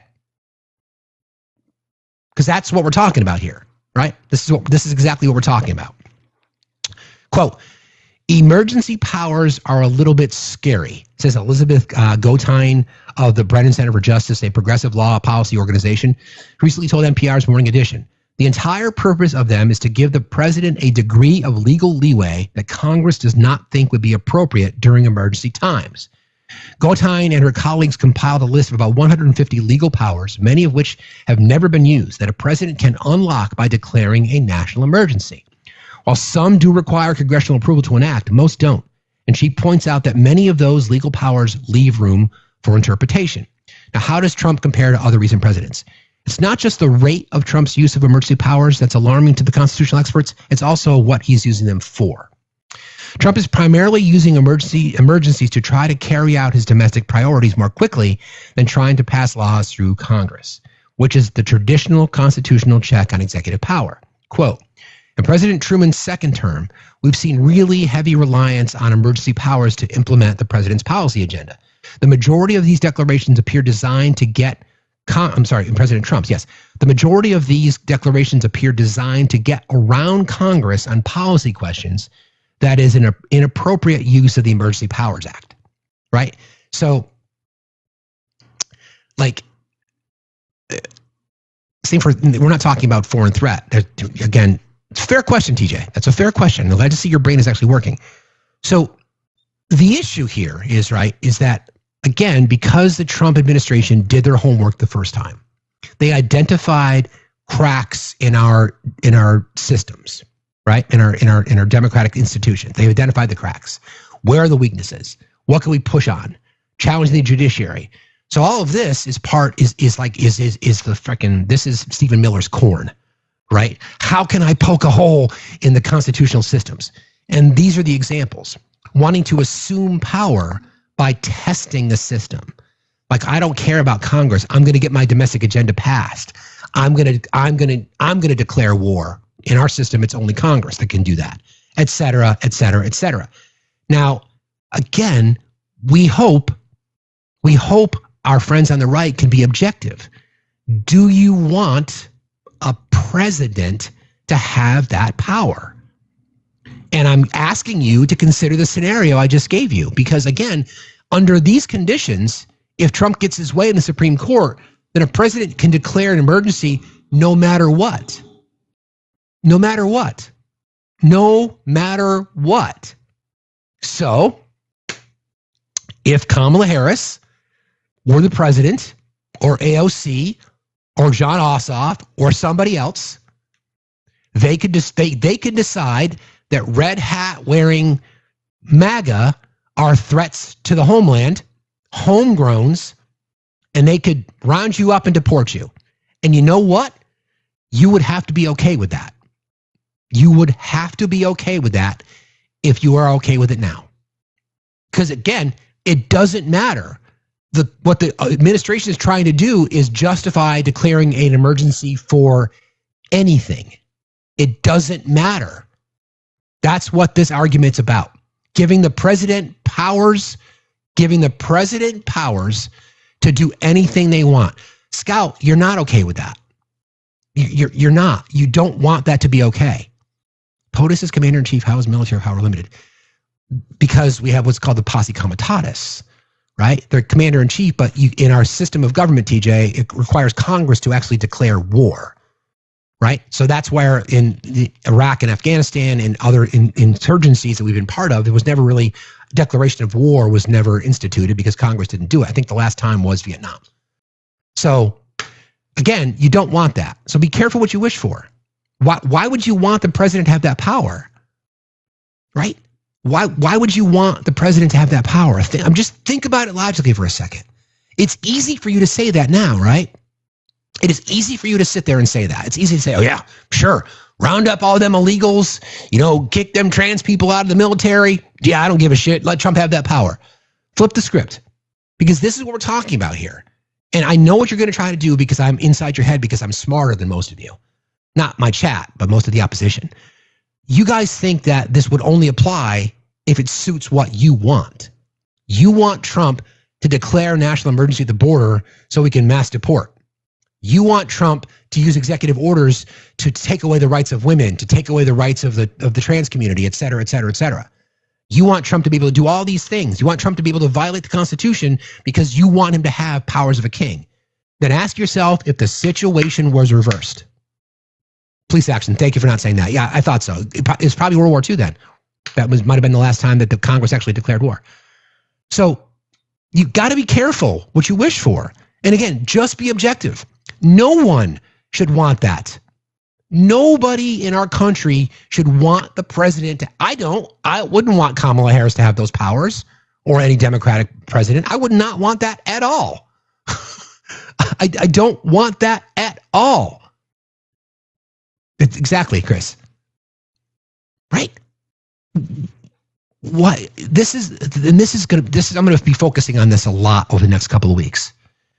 Do you want a president to have unilateral powers of executive actions to create to determine what's an emergency? Again, the last sentence in this. Hold on. Essentially, it's an emergency if the president says it is. That's what they are claiming. That's what they want to do. The president wants to be able to declare an emergency. Los Angeles, perfect example. I'm going to test the Constitution. I'm going to test it. I'm going to see what the judges say about me using the U.S. military. Absolutely unnecessary. Not just the National Guard, okay? Violating federalism, right? States' rights, brother. States' rights. Unless it applies to you. Why would you want the president to be able to unilaterally declare an emergency over everything? You know what? I'm the president. President Facts. I'm declaring a national emergency because red states are not contributing enough in taxes. So therefore, we are cutting off any and all federal funding. Blue states, you guys can keep your money. Go. Done. Done. Right? Seriously, there's no line there. And the problem is, friends, TJ, there's no way you can defend it. And you know you can't. You know you can't. No, Truth Seeker, you don't want that. You got my vote for president? I got you. We don't want that, guys. I know it's easy to say that now, but we don't want that. We don't want that to happen. Let's be consistent. We don't want that to happen. We want a system of checks and balances. We want a system. Democracy requires trust, right? You need to trust the people that are empowered to lead. We don't want that in our system. We don't want a king. No more kings, right? We don't want it. We want the system of checks and balances so each branch of our government checks the other. There's no way any of you would honestly sit there and say that you want the president to have these powers. Executive order, President Steve, we have too many guns in our country. I am under the powers granted in me by myself because I'm the president and I can do it. I am banning all firearms in our country.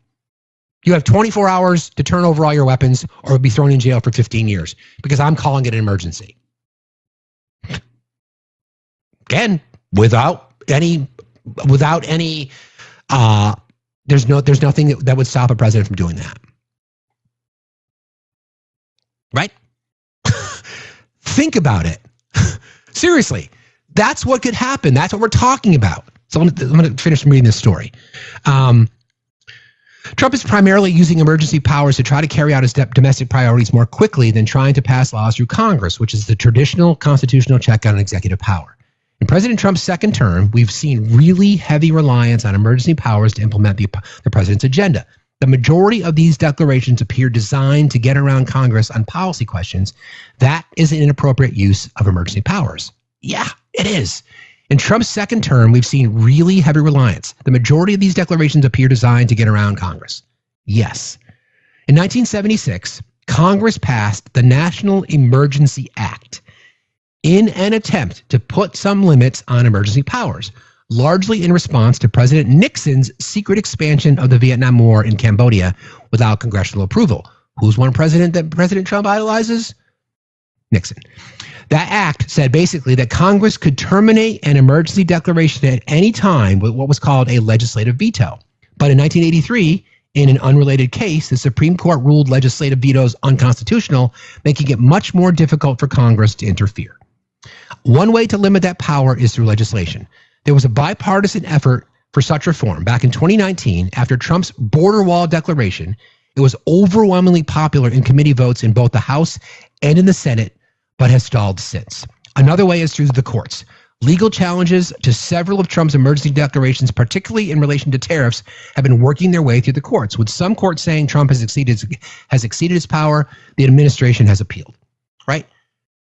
Again, in my quest for objectivity, I want people who support Trump. In fact, Gregory, we need a background that says, do you support executive power? And we can see how people feel about that. Like, seriously, think about any possible scenario. You're cheering it on now because your guy's got the keys to the car. Because your guy is calling in, like we discussed, overwhelming protests in California were just that, peaceful. Some turned into a riot. See, we can be objective. We can call it what it is. Overwhelmingly peaceful, and some people rioted. Yes, factual statement. Was it necessary for the National Guard and the Marine Corps to be there? Abso-fucking-lutely not. And any of you that can be objective knows that too. Unnecessary. Right? So I want people to consider that. I would ask people to really try to step back for a second. Cited Section 10 for low. Yeah, again, he can cite whatever he wants. TJ, you're kind of proving the point, my guy. You're kind of proving the point. You can cite whatever you want, but he is declaring these emergencies without a system of checks and balances. Thank you for, again, proving the point, TJ. I don't know if you're doing that. I don't know if you know you're doing that, but I appreciate that. Cool. Okay. So let's get into our, do I have anything else I wanted to cover? Oh, somebody mentioned this, and I saw this yesterday, and I meant to talk about it. There is a Pentagon pizza monitor, by the way, that predicts frantic activity. So as pizza orders increase to the Pentagon, they track this kind of stuff. So overnight last night, significant increase in pizza orders to the Pentagon, which likely means that they're gathering, the intelligence community is gathering to discuss, what's at stake here. So that's, that's not good. Okay, do I have any more sound that I wanted to play? Oh, speaking of the situation in Los Angeles, and speaking of the fact that the president wants to, violate the Constitution, ICE is $1 billion over budget and could run out of money next month. Now, Trump is directing the agency to ramp up blue state arrests. This was from the tweet that he put out the other day that was probably one of the most disgusting that he's put out. I'm just going to read the whole thing to you because I think taking it out of context doesn't do it justice, and we need to address it. So I'm just going to read this. Give me a minute because it's a long one. It's this I think personifies everything that we've been talking about, and I do not want people to let this go by the dustbin of history. Everybody keep tapping and sharing, please. Hold on. I thought I had it queued up. There is so much drivel on Truth Social. Oh, my God. Man, oh, man. By the way, that video about Tucker Carlson mocking him, Trump's response was, somebody please explain to me kooky Tucker Carlson. Yeah, so he's not happy with Tucker. Hold on. Okay, this is it. Need water. It's a long one.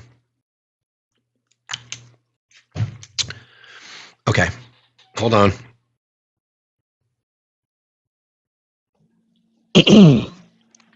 Our nation's ICE officers have shown incredible strength, determination, and courage as they facilitate a very important mission. The largest mass deportation operation of illegals, remember, phrasing matters, illegals in history. Every day, the brave men and women of ICE are subjected to violence, harassment, and even threats from radical Democrat politicians. But nothing will stop us from executing our mission and fulfilling our mandate to the American people. ICE officers are herewith ordered by notice of this truth to do all in their power to achieve the very important goal of delivering the single largest mass deportation program in history.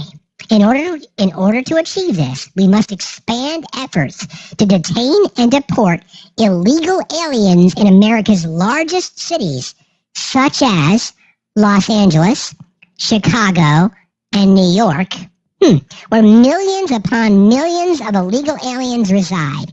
These and other such cities are the core of the Democrat power center, where they use illegal aliens to expand their voter base, cheat in elections, and grow the welfare state, robbing good-paying jobs and benefits from hard-working American citizens. These radical left Democrats are sick of mind, hate our country, and actually want to destroy our inner cities. And they're doing a good job of it. There is something wrong with them. That is why they believe in open borders, transgender for everybody, and men playing in women's sports.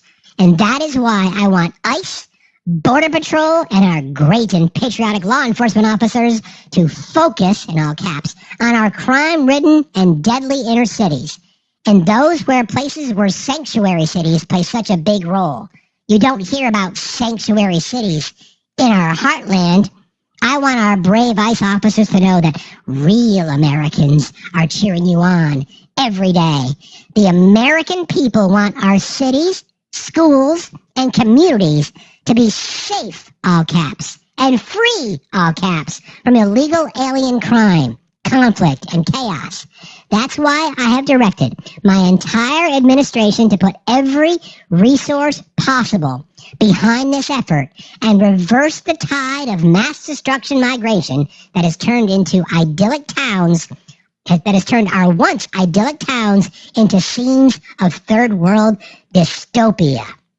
Our federal government will continue to be refocused on the remigration, all caps, of aliens to the places from where they came and preventing the admission of anyone, in all caps, who undermines the domestic tranquility of the United States. To ICE, FBI, DEA, ATF, the Patriots at the Pentagon and State Department, you have my unwavering support.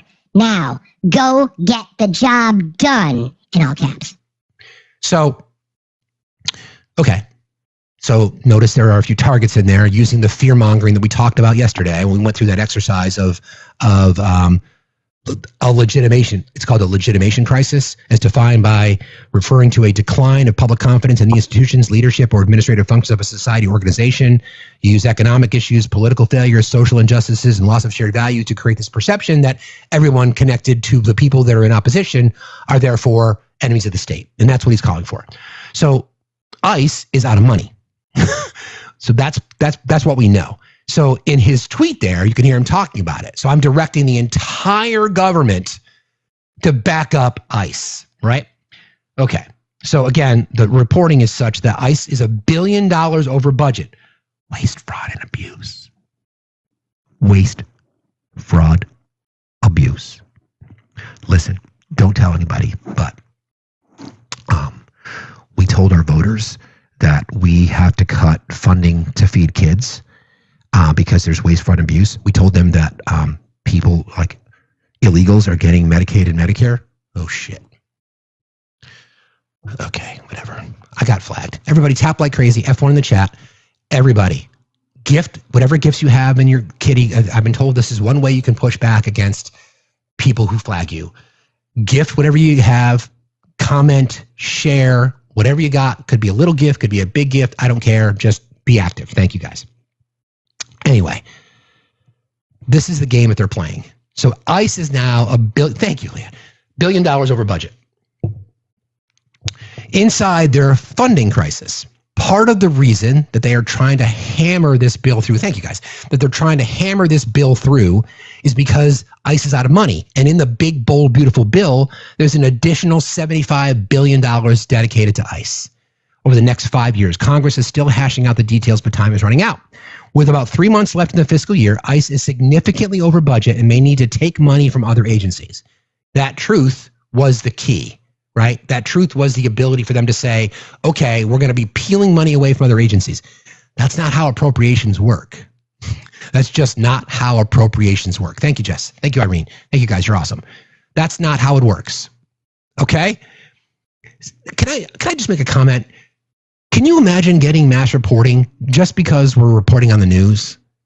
I mean, like, really? I mean, I don't care. You're going to do what you do, but like, just maybe you could just sit in your safe space and put your thumb back in your mouth and curl up to Elmo. That's right. You hate Elmo now because you're told to. Like, whatever. Okay, so with about 3 months left in the fiscal year, ICE is significantly over budget and may need to take money from other agencies to keep operations going. Trump could declare a national emergency, as we just discussed, to go around Congress and divert money to ICE from other parts of the government. Once again, thank you.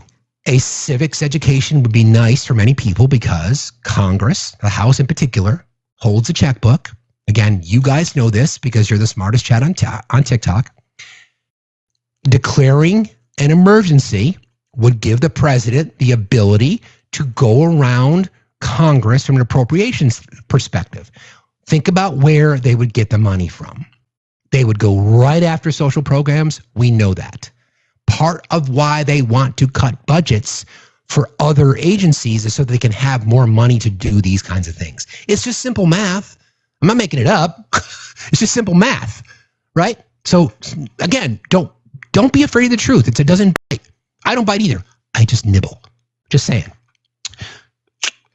Trump could declare a national emergency to go around Congress and divert money to ICE from other parts of the government, similar to what he did in 2020, when he directed nearly $4 billion from the Pentagon, and a lot of that money was in support of veterans housing.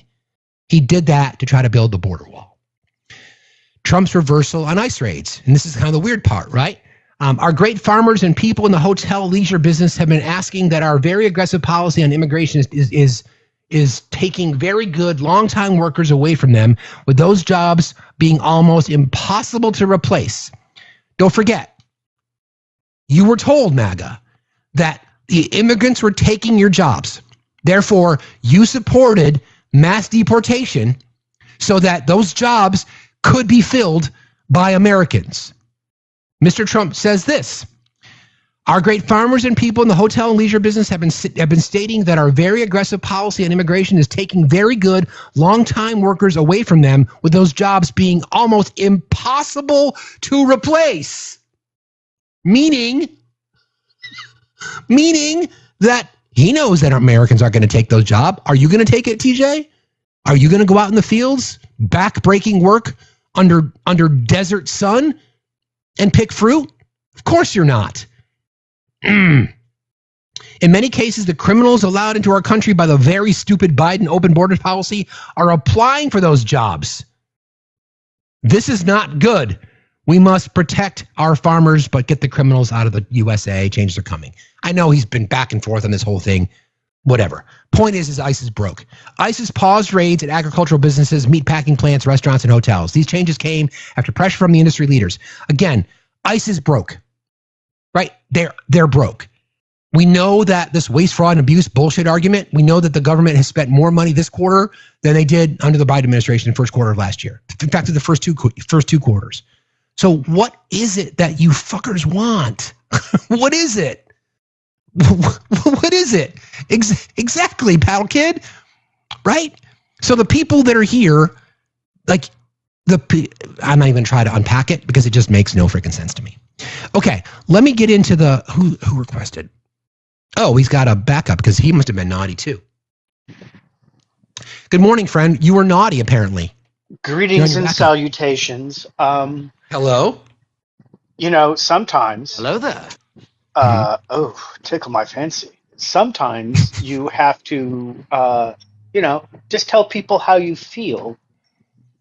And when you share with people how you feel, apparently they get mad. And then they mass report you because their feelings are hurting. So yes, this is my backup. I am trying to grow it. I'm not even at 500 people yet. So everybody, if you haven't followed Anthony's backup account, Obi, please do. It has the most original name, Anthony's LA. It's so original. That's why you're a maths guy. That's why you're a maths guy. I had to bring that name back because it was the most pathetic name. And thanks to Greg for allowing me to leverage the name for our little contest that we had. That's right. I forgot all about that. Gregory did submit the Obi-Wan Factoni. That's correct. That's exactly right. Mm-hmm. You know what's really funny? And I was thinking about this yesterday. I actually was talking. I do have people that I associate with for various professional reasons that are MAGA, right? And I got an email and he said, "Hey, I hope everything out there in LA is good. I assume it is. I saw that the protest was like on 4 blocks, so clearly the entire city's not burning. Also, I was able to call my broker who lives in LA, so clearly the entire city has not burned down." Right? Great point. Yep. He said, "I keep struggling with these ICE raids because I was an immigrant and I am all for people seeking asylum because when we come from a place that's shitty," and then he said, "mostly due to U.S. policy," which I thought was an interesting tell, right? Absolutely. Why are we constantly punishing these people, but we never, ever, ever go against the employer? He's like, why aren't the employers being fined?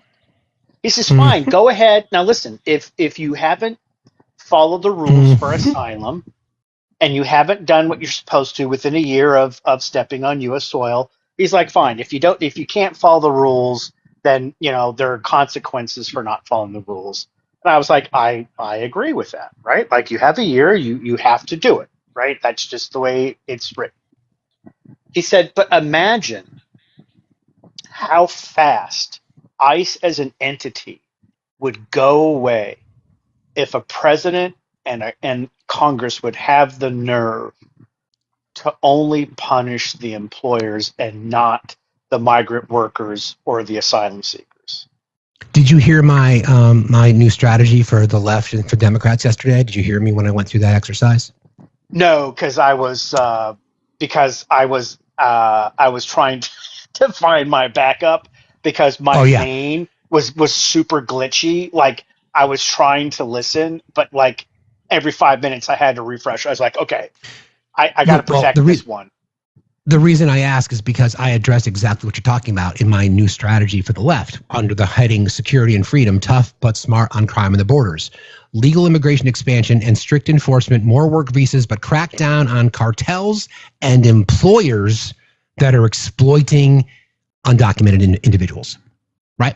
Like I've said this many, many times, neither party is super, super keen on really solving the issue because they depend economically on undocumented workers, aka slave labor. Right. And so we've had this pass legislation to address it. Yep. 40 plus years ago, Ronald Reagan was at a crossroads.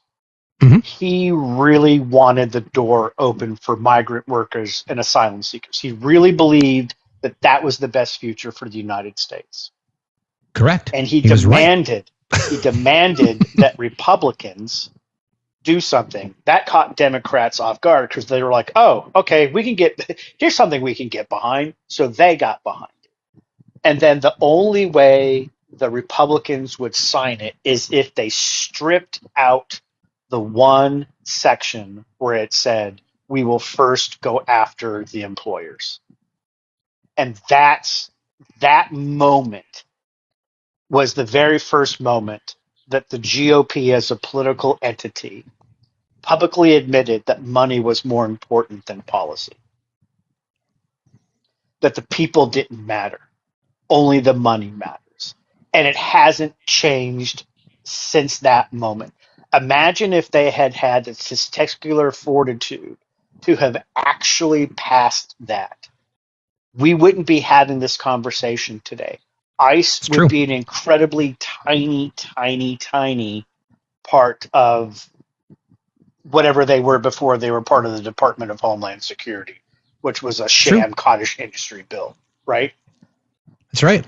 Imagine what the LA protest would have been about. What it would have been about was, hey, you're still not punishing enough of the employers. We still have people who are being hired under the table, who are being paid in cash, who aren't able to participate in social services. It's my belief after this conversation with this guy who's incredibly conservative, like really wants like nuclear family. He's one of those type of immigrants that's like he bought into the American dream thing, right? Yep.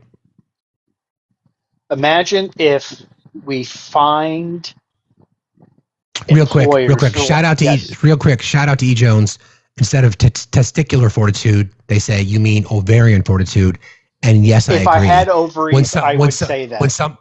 When somebody says you should grow some balls, I say you should grow a vagina because it's a hell of a lot fucking tougher. I'll leave it at that. Sorry, Obie, go ahead. Yes, I understand that, but I don't have those body parts, so I'm not going to speak for them. I got you. That's fair. But it's just in general. No, I get you. Also, I'm trying to be very careful so I don't get this. Good point. Yeah, good point. Yeah, right? It's a very good point. Yep.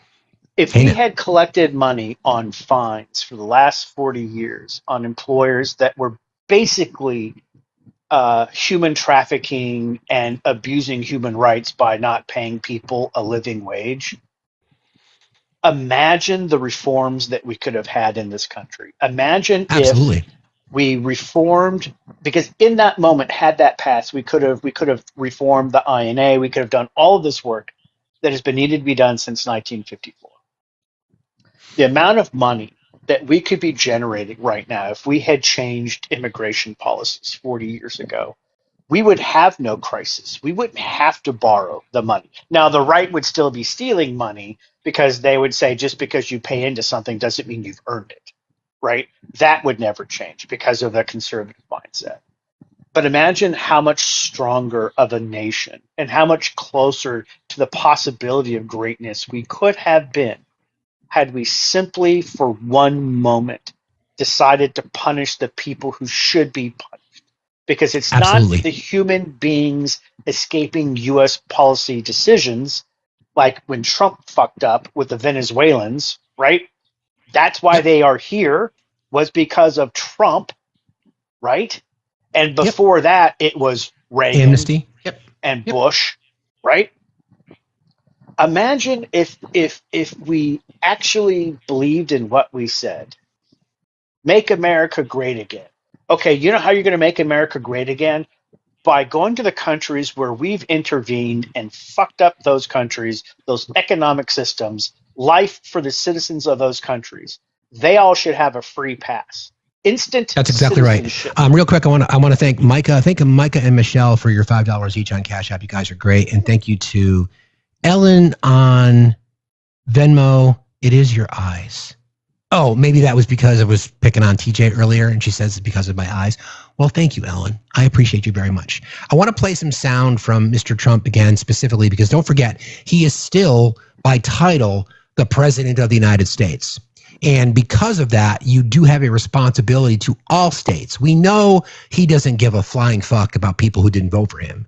He doesn't give a fuck about people that did vote for him, never mind those against, in particular in blue states. So he was asked about the events over the weekend, of course, the horrible events by a MAGA loyalist who unalived elected officials and then had a hit list with other Democrats and then people who stood up for abortion rights for women's reproductive health care. We know that he was MAGA, and I'm going to get into that a little bit in just a bit about how the right has spun that story too. But this was Mr. Trump, whether or not he was asked by a reporter if he had contacted Governor Walz. This is disturbing. Again, this is disturbing, and I want people to try to defend it. On Minnesota, there were a lot of horrific details that came out today about the suspect who's been charged there. Have you called the governor yet or been able to speak to any of them? I don't really call him. He appointed this guy to a position. No, he didn't. I think the governor of Minnesota is so whacked out. I'm not calling. Why would I call him? I could call him and say, hi, how you doing? The guy doesn't have a clue. He's a mess. So, I could be nice and call him, but why waste time? Again, when asked if Mr. Trump had spoken to Tim Walz regarding the Minnesota lawmakers shooting over the weekend, Trump called Walz whacked out and said he had no plans on calling him. We know for a couple of things that he is certainly not a person who has any empathy whatsoever. But a situation like that is just, what's the point? Why do you have to say that? I know why. I know why, and you guys know why, because you're the smartest chat on TikTok. Is because it appeals to his base. A lie about the person who's appointed, and just that story goes, the gentleman who allegedly committed these crimes was appointed by the person who was the governor prior to Tim Walz. Okay, it's part of an economic condition from business leaders in the community. There's 60 people on this committee. Bipartisan by design. Whenever there was a new term come up, they would replace 30 of them so that they could keep rotating through to have some experience on the committee and to have some new voices on the committee. The gentleman was appointed in 2019, reappointed by Tim Walz in 2019. His term ended in 2023.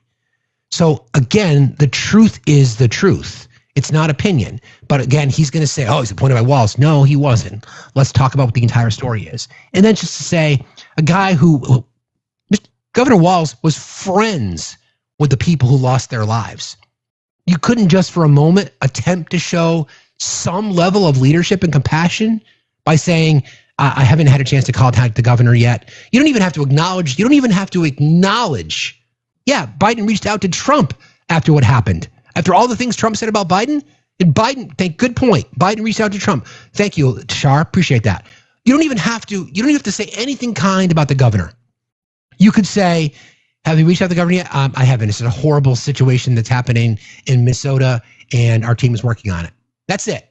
But instead, you say, he's whacked out, and I have no plans on calling him. Why would I? I mean, come on. All right, so I want to get into the question as to why. Like we know that MAGA is afraid of the truth. The question is why? And we've had these conversations quite a few times about cognitive dissonance and the whole theory of demoralization, part of Russian propaganda. There's so many factors, right? But I think it comes down to psychological traits and threat sensitivity. And we'll kind of talk about more elements of this. Please continue. If you guys haven't yet followed Anthony on his backup, please do so. Please gift him. Please consider supporting the channel. Subscribe. Gifting goals. We need 16 subscribers to hit 300 for our next target. Don't forget, no show tomorrow. We're going to take the day off intentionally for June 19th observance. And I would ask you guys, if you're going to spend some time on TikTok, please go to BIPOC Spaces and just sit and listen. Just sit and listen and observe. Thank you. Those are awesome. Thank you so much. I've got wings. That was cool. Yeah, that's what our expectation is just sit and listen and try to learn something. So that'll be tomorrow. So we'll take the day off. And then Friday we'll do our giveaway. So again, we're 16 subscribers away from 300. So thank you guys in advance. Studies in political psychology show that conservatives on average tend to have higher sensitivity to threat, meaning fear of crime, terrorism, disease, disorder, etc., stronger preferences for stability, order, and tradition, right? And then lower openness to experience, leading to discomfort with change or ambiguity. So this is not political. This is more ideological. Okay, so conservative ideology is, think about it, they're afraid of change, right? We want to conserve by definition. So we always ask the question, what is it that you want to conserve? And oftentimes they can't really answer that question because they've never thought about it in those terms. Whereas the counter to that, I mean, Obi's a full-blown communist, but I'm a progressive. I believe in moving society forward. I want to progress. I believe that government can serve good, especially because don't forget why government exists, because the private sector fails.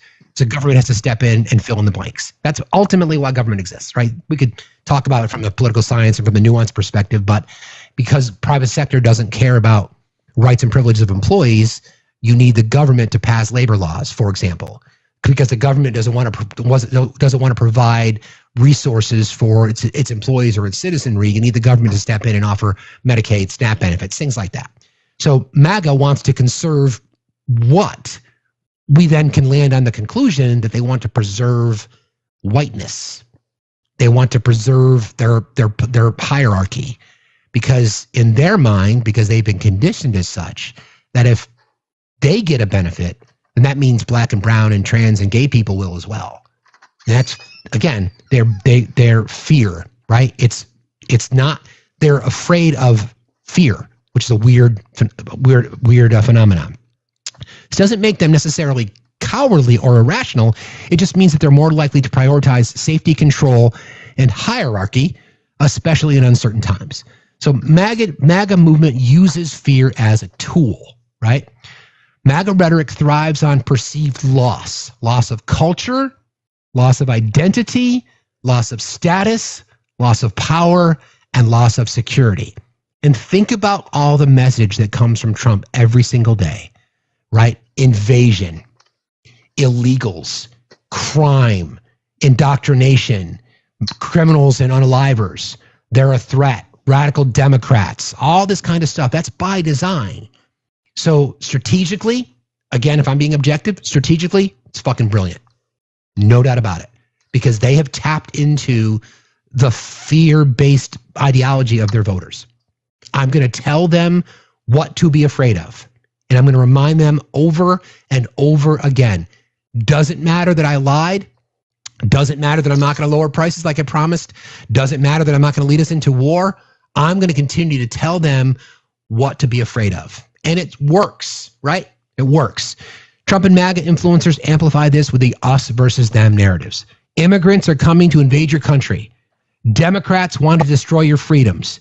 Crime is exploding in your neighborhood. The deep state is out to get you. The woke mob are targeting your kids. Elections are being stolen. This stokes existential fear, not just policy disagreement, but a belief that the country itself is under siege. And it's not. It's not. The media ecosystem, as we discussed earlier, as we talk about a lot, media ecosystem built on outrage and alarm. Right-wing media, and we went through that exercise earlier, Fox, OAN, Newsmax are very low factually. very high in, they're not credible, propaganda, conspiracy theory, pseudoscience. So those echo chambers and right-wing spaces and social are using the same message, right? We're gonna remind people every day because we can't report on the facts. If we did that, nobody would watch. So we've been priming the pump, so to speak. The elimination of the fairness doctrine. We can say whatever the fuck we want.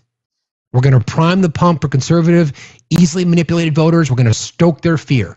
We're going to convince them of Democrats wanting to destroy your freedoms, crimes exploding, deep states out to get you, woke mobs targeting your kids, elections are being stolen. We're going to remind you over and over and over and over and over again. And Donald Trump is the only one that can save you. The media ecosystem. Every night is the apocalypse.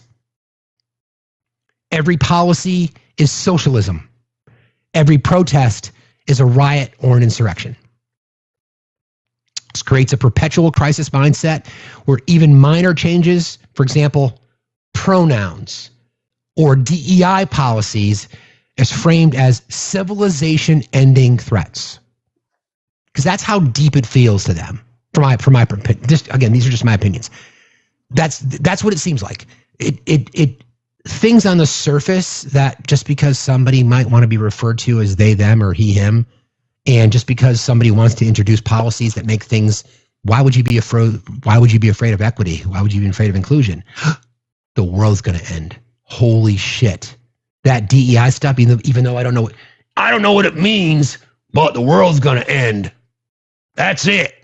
That guy over there wants to be referred to as he. Holy shit. The world's going to end. That's what it feels like to them. And again, this is the fight that we're in. Demographic and cultural anxiety. Many MAGA voters are older, white, rural, and religious. Yeah, Carol, you're right on the button. You're tracking. Again, this is exit polling, and think about where they target. Many MAGA voters are older, white, rural, and religious, and I will add male. Groups experiencing real demographic and cultural shifts. They see a future where they are no longer dominant. That fear is projected onto the other, immigrants, black activists, LGBTQIA people, urban elites. So even coexistence with them can feel like displacement or erasure. So part of me, I look at this analytically. Part of me says, okay, they've been told to be afraid of these things. So of course they're going to be afraid. Of course. I want to be careful how I say this. I'm not going to say I can't blame them because they could have chosen to seek out the truth, right? They could have chosen to seek out the truth, but it's not the truth. They've been conditioned to think that way. Exit polling is, again, MAGA voters are primarily older, white, rural, and religious, and male. That is the strongest voting bloc within MAGA, within Republicans. That's the truth. There's no denying that. Again, it's objectively true. So that's part of the fight, right? And then economic insecurity and status loss, and this is all related. Deindustrialization, automation, and globalization have hollowed out many working class communities. That's their fear.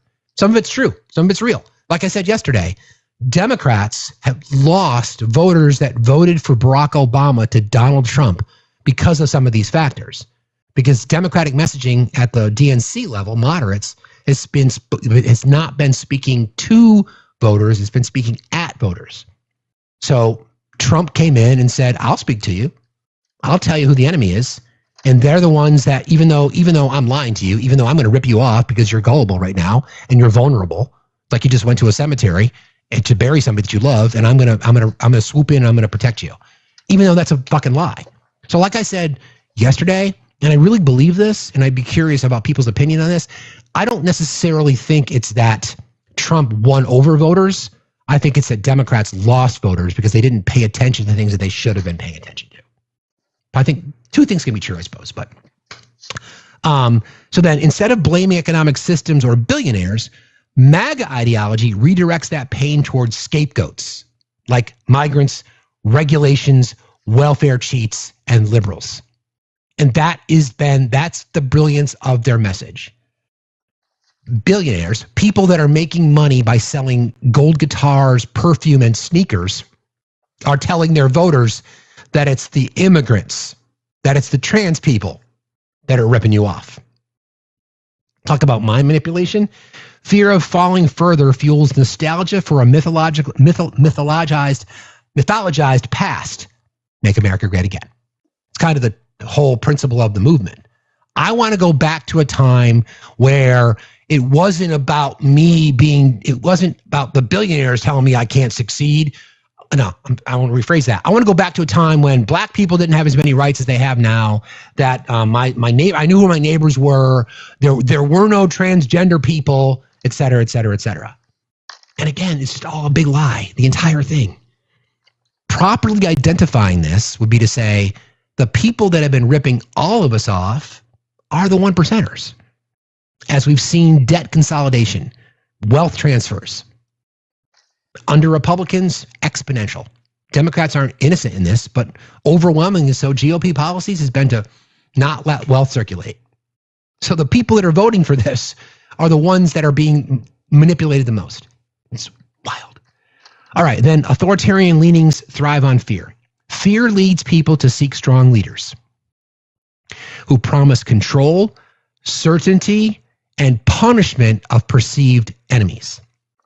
Trump's promise is to be your retribution. It's appealing to those who feel under attack. They feel under attack because they've been told they were under attack. They're not under attack from the people that they think. They're under attack from the people who are telling them they're under attack. They're under attack from the corporate elites. They're under attack from the billionaire class. They're under attack from Republican policies that want to take their rights away. They're under attack from a president saying, I should have unlimited executive power. And then when I frame the question like I did earlier, imagine if the shoe was on the other foot and Kamala Harris, the president, says, under my powers, because people said that we should have these powers as the executive, I'm declaring that firearms are no longer allowed in our country. And everybody has to turn them in 30 days or you go to jail. That's what we're asking you guys to think about. Think about that. Think that through objectively. Objective thinking, critical thinking, call it whatever you want. Being objective, following logical consistency, not being hypocritical. It's hard when you live under this fantasy that everybody's out to get you. And the only way to save society is with somebody like Trump who wants to destroy society to enrich himself.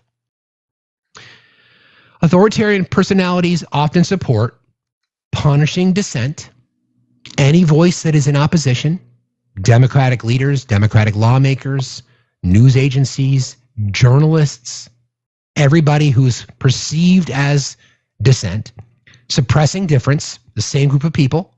If you step out, if you protest, I'm going to throw you in jail, whether it's peaceful or not. Elevating hierarchy over pluralism. You don't want a variety of voices. Those that are in opposition are the threat. People that are expressing their constitutional rights, people who are advocating for promotion of rights of others, standing with marginalized communities because they are under threat based on a new constitutional order. We're the ones that are considered the threat. Exactly. It's total narcissistic behavior. It's autocratic behavior as well. So conservatives and MAGA voters aren't uniquely fearful. They're conditioned to perceive threats more readily and then respond to them through ideological and cultural defense mechanisms. MAGA leadership and media weaponize this vulnerability. This is the PSYOP, okay? Channeling it into a permanent sense of siege that justifies authoritarian action, cultural backlash, and rejection of democratic norms. So it's like everything that the right has been doing for decades has been synthesized through Stephen Miller, Project 2025, Bruce Vaught, and Trump is just the means. So he's like the rake. He has the ability, and again, to be objective, I've got to give him credit. He has a loyal following. He has his voters, as we've seen, will do anything he says. So he is the messenger. He's the one that pulls people in. And yes, we're starting to see cracks here and there, right? We're starting to see people push back. We're starting to see, voices that have always, been hardcore MAGA, Marjorie Taylor Greene, Tucker, whomever else, are saying, well, this is not what we were told. Farmers stepping up saying, I was promised this, I was promised that. And then there's the holdouts that even though they know they've been lied to, their response will be, all politicians lie, or he's only had 120 days, or whatever the number is, or it's all part of the plan, or it's okay to have a little pain now for the gain later, or what about Biden? So that's kind of where we sit, right? We're sort of stuck in this place right now. And the empath in me understands, just let me get this out. This is going to be controversial. The empath in me wants to try to help them. Okay? I'm not going to. I'm not going to reach across the table. I'm not breaking bread with them. But they have been psyoped. They have been told. And think about a person's convictions. Like if you have something that you're really, like I am a 10 toes down advocate for human rights. I've put myself out there. I've been in precarious situations defending the rights of other people. I am 10 toes down. In their mind, they are just as devoted and convicted to preserving their way of life, right? And they really think, they genuinely believe they are standing for what matters. They prioritize it in a different way. That's part of the fascistic approach where the nationalism comes first and then everything else comes second. Whereas those of us who oppose that believe, no, it's our individual freedoms. The nation is irrelevant without us, right? The nation is irrelevant without us. They look at it the other way around. We're irrelevant without the nation. So this is a fight. This is really a fight. This is not only an ideological fight, but it's a definitional fight. How do you want to define how we respond to this is really what's important. And I like to see the cracks, to be honest. I think it's really good, which is why I'm glad people gave me comments yesterday, feedback, both positive and negative, right? About how my approach to redefining the democratic messaging may be considered conservative. That's a great point, and sort of by design to get people talking about it. Certainly not, it's not conservative from my perspective. It's just framed differently, more palatable. People like TJ and Justin and all the folks that we speak to, you're not in the right, okay? Factually, you're not. You're not. We know that. We know you do not have the facts to support your argument. We know that. You don't know that yet. We know that. In an attempt to have my conversation I had with Get Out yesterday, he tried to pivot away, and I tried him to stay on the topic. Do you believe, for example, that we are paying too much for our healthcare, or whatever the conversation was? And we agreed on a few things. He wanted to get into the weeds. I'm like, don't go there. Let's stay at 100,000 feet. People on the right have been psyoped. They've been manipulated. They have been, their worst fears have been reinforced and supported. Trump has offered them warm milk and a cookie. Come with me. I'll protect you. I'll keep you safe. I'll keep you safe from those mean-o gay people and those mean-o trans people. I'll keep you safe from the immigrants. I'll keep you safe from the radical lefts who want to take your rights away. None of it's true. None of it. There is no objective data point that would support any of that. Crime, overwhelmingly committed by people who look like me and Obi. Overwhelmingly so. Blue states fund red states. Largest recipients of welfare in our country, aside from corporations, are red states. Blue states are the ones that prop up your states. You guys are the ones that are the welfare queens. I hate using that expression, but we'll use it for the purposes of this argument. You're the ones that are taking advantage of the system that you complain about constantly. Constantly. The threat is the people that you love. And that's another conversation. Why the fuck do you love politicians? They work for you. They work for you. So it becomes this situation like, ask yourself the question. And then you can sit in your space and you can say, I'm not. But you are. You are. Why are you so afraid of the truth? I've been studying this for a while, and it's because MAGA, here's the funny part. The criticism from the right to the left is that we're about identity politics. Sorry, friends. You are the definition of identity politics. Your entire self is connected to the MAGA movement. So if you start to question it, then you're questioning yourself. And that's where my empathy kind of kicks in. I get it. It's hard, right? So it's just like leaving a religion. You know? The deconstruction. Call it deconstruction, whatever you want. But you're being lied to every single second of every single day. Your own patriotism, the country that you say you care about, the country that you say you love. You've been told for years that the government is corrupt. Some of that's very true. I'm not going to deny that. But there's so much corruption in the White House right now. So much corruption. And you're just ignoring it because you've been told that everybody else is the threat. Everybody else is out to get you.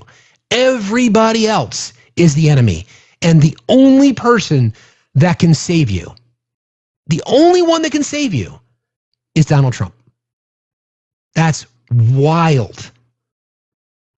Be objective. Apparently there's a ruling from SCOTUS. Did somebody see that? Supreme Court upholds Tennessee's ban on gender-affirming care for transgender minors. Why? Why? Why? We know that gender-affirming care saves lives. It saves lives. It reduces suicidality. Why? You can't claim. Thank goodness, Josh. You're so lost, Josh. Why? 1% of our population? If that. Why? And members of your own party, your leader, is out there assaulting women, sexualizing his own daughter, saying he'd be dating a 10-year-old girl in 10 years, graping women, walking in on teenage girls, checking them out, hanging out with Jeffrey Epstein, being named in numerous lawsuits, assaulting children, and you're cheering the fact that that legislation or that health care that could save lives of kids, and you're opposed to that? Why are you so afraid of the truth? Why? Why are you so afraid? We just went through the exercise. We know why. But why? Why? Why do you care? Do you know what trans people want? To be left the fuck alone. To live their fucking lives. Isn't that what you want too? Don't you sit up here and say every single day that you just want people to be out of your business? That you just want the government to leave you alone? Why the fuck is it okay for you to say that and not for members of the trans community? They want the same thing. Just leave me alone. Just let me live my life. Why do you care so much? You've been lied to. You've been lied about men and women's sports. You've been lied to. What's the number? 10 out of 500,000 NCAA athletes? 10? Less than 1% of the population? Why? They just want to be left alone, don't you? If you sat in a room with a trans man or a trans woman and the lights are off and you couldn't tell based on the tone of voice or whatever, and you were both asked the same question, would you like the government to leave you alone? You would say yes. They would say yes. And then the light would turn on. You'd find out they were trans. And then all of a sudden you would hate them. And you want the government to take their rights away? Just fucking leave people alone. Why is it such a hard concept?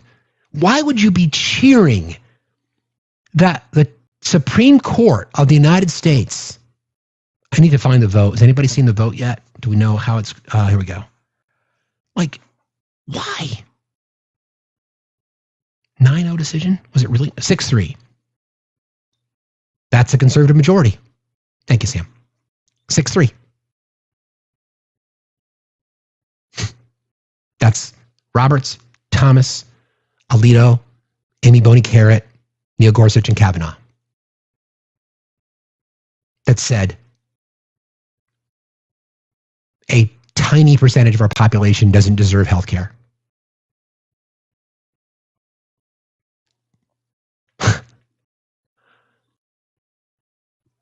Again, these conversations shouldn't have to happen.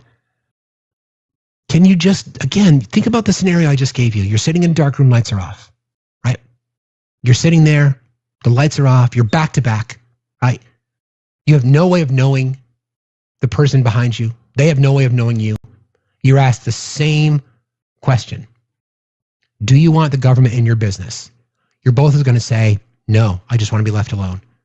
The lights go on, you find out they're a member of the trans community, and you decide that the government should tell them what to do.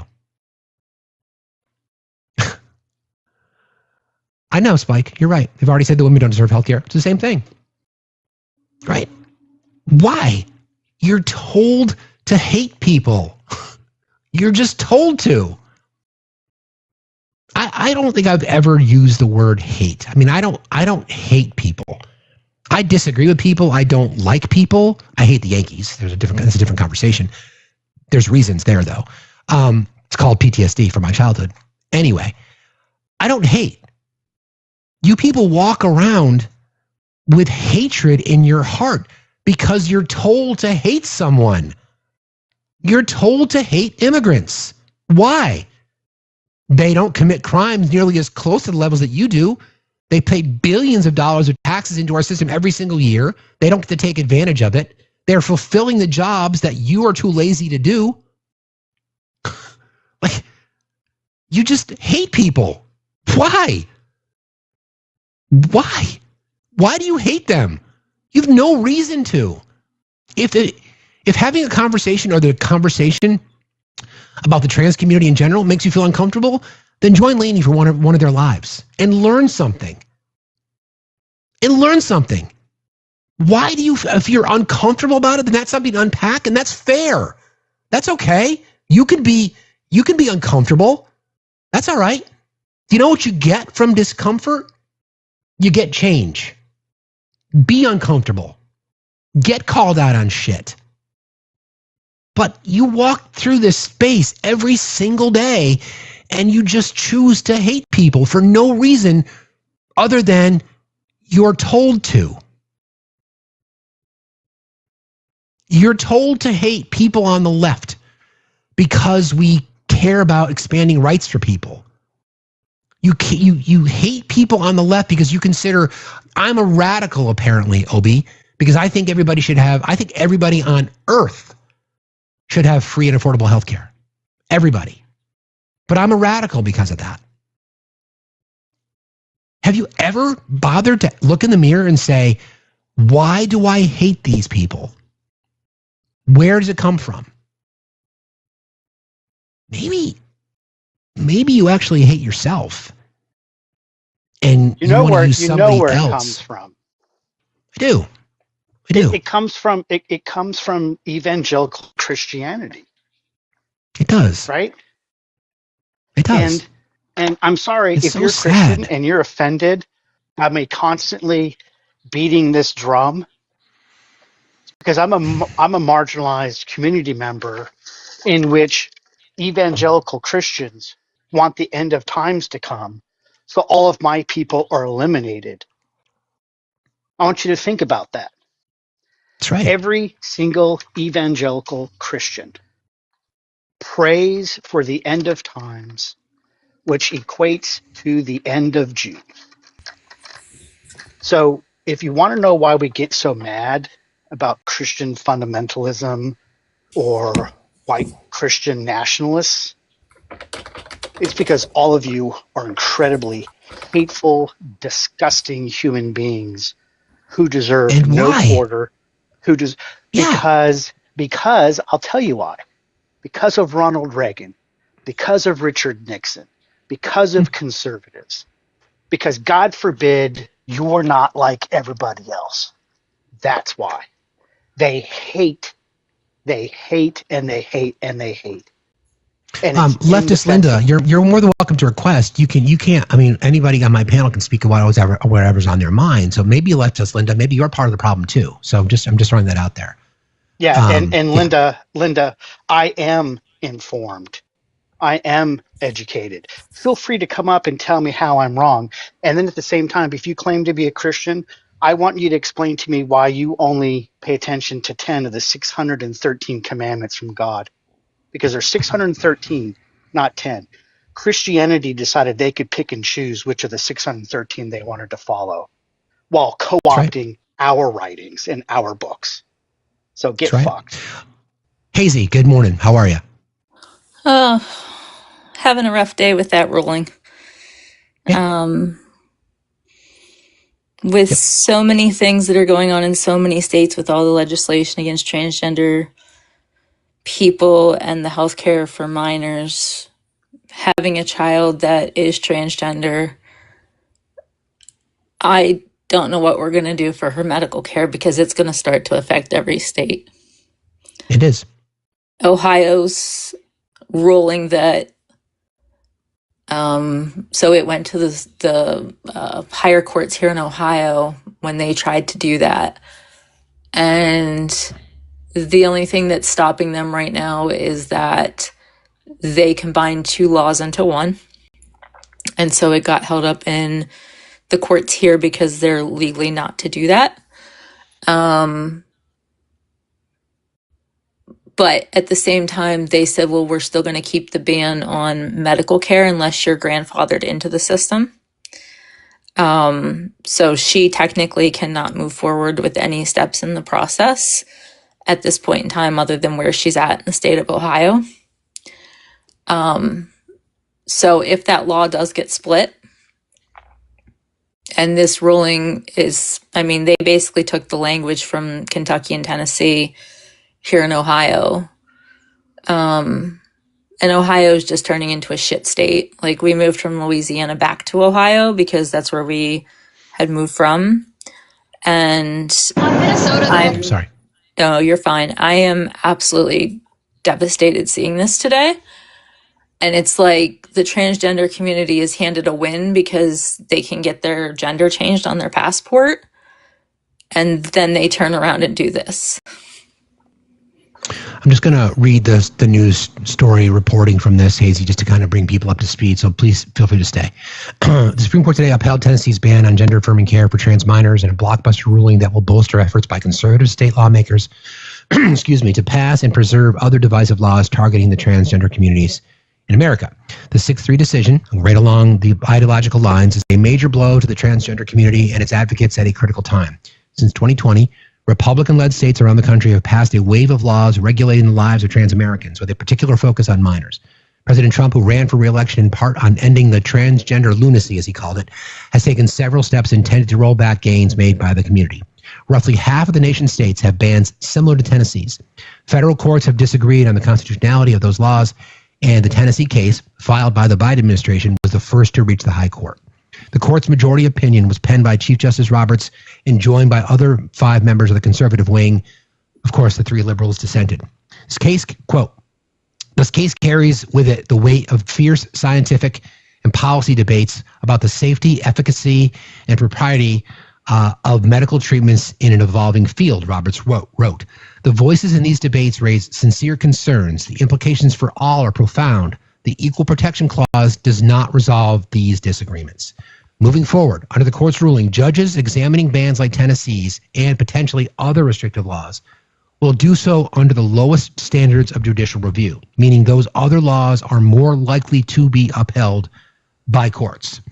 The court abandons transgender children and their families to political whims, wrote Justice Sonia Sotomayor, a member of the court's liberal wing. She wrote in her dissent, taking the rare step of reading from the bench. In sadness, I dissent. The liberal wing argued the court's conservative majority had tied itself in knots trying to avoid earlier precedents that said laws affecting transgender Americans necessarily discriminated them on the basis of sex. The majority refuses to call a spade, Sotomayor wrote. Instead, it obfuscates a sex classification that is plain on the face of this statute. all to avoid the mere possibility that a different court could strike down SB1 or categorically healthcare bans like it. Sotomayor wrote the court's opinion does, quote, irrevocable damage to the Equal Protection Clause and invites legislatures to engage in discrimination by hiding blatant sex classifications in plain sight. It's legal discrimination. Exactly. That's absolutely what it is. And it just, I know there are children who go through many mental health crisis situations, but until you have a child who can't take a shower with all the lights on in the bathroom, or you have a child who has been told they cannot use a bathroom, they cannot participate in sports and not even competing. Like, they just wanted to run with their friends, not compete, understanding the state laws. They can't do that. And they stand there and want to ask, Mom, do I have to live in the closet? It is absolutely devastating.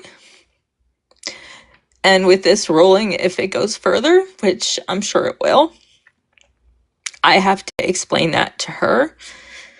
And my kid has her issues, but at the same time, I have never heard her come home from somewhere except school and say, Mom, I wish he would unalive, and he being the president. She is informed enough where she is able to get news at school, even though they've tried to block some of that after the Sam Nordquist issue. We asked that they try and block some of that just because it was really taking a mental health toll on her.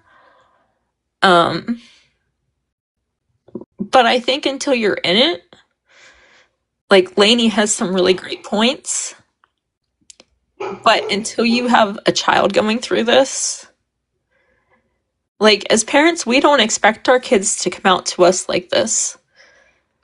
And when she did, we supported her 100%. We got the medical care she needed. She has seen so many doctors and therapists, and it is not a simple process to get care for her.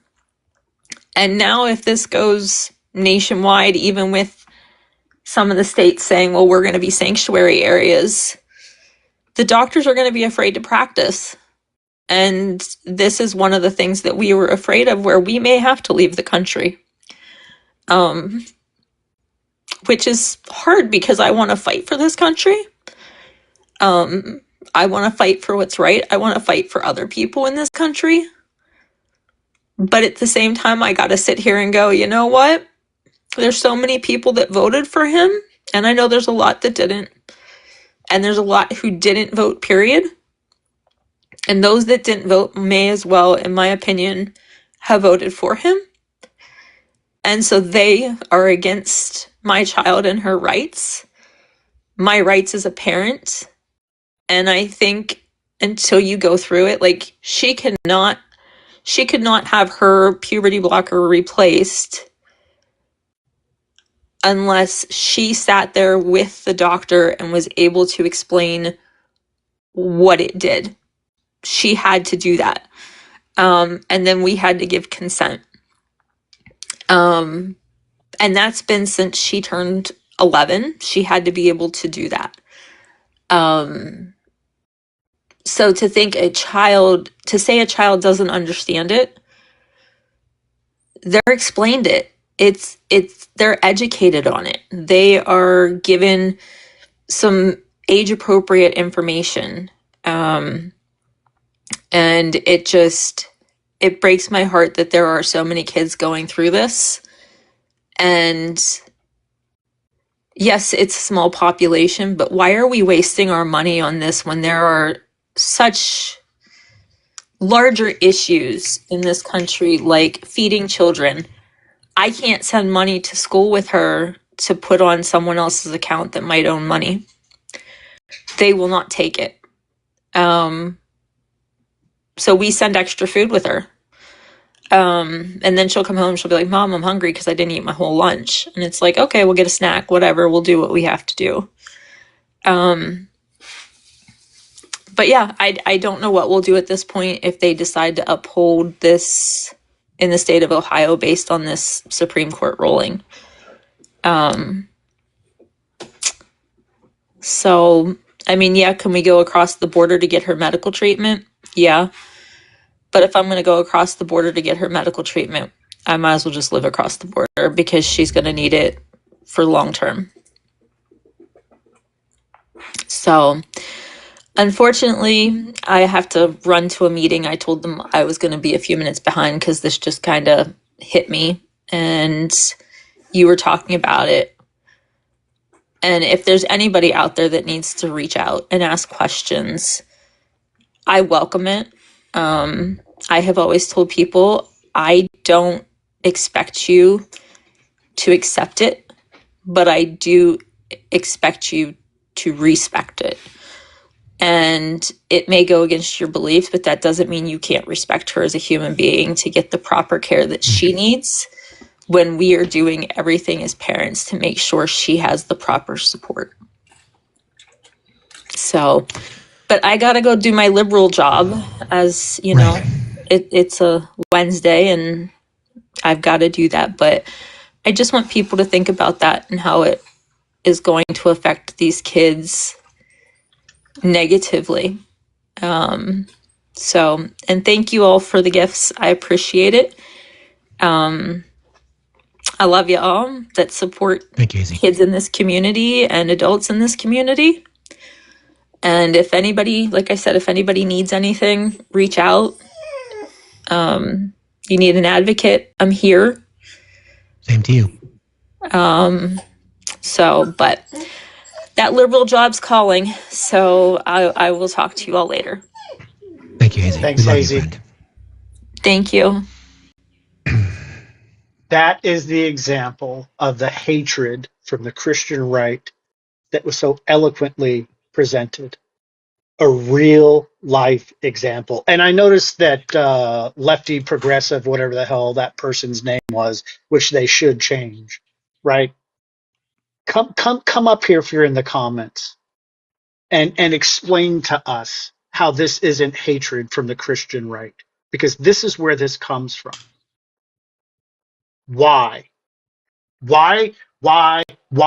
do people who call themselves progressives or leftists, why do you keep holding space for people that hate people, holding space for people that want to be cruel?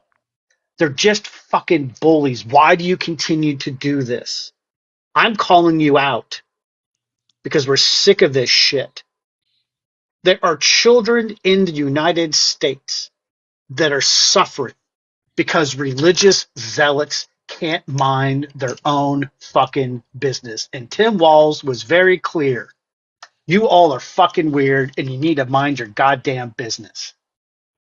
Your religion has no place in politics and, quite frankly, no place in the public square either. We don't want to hear it anymore.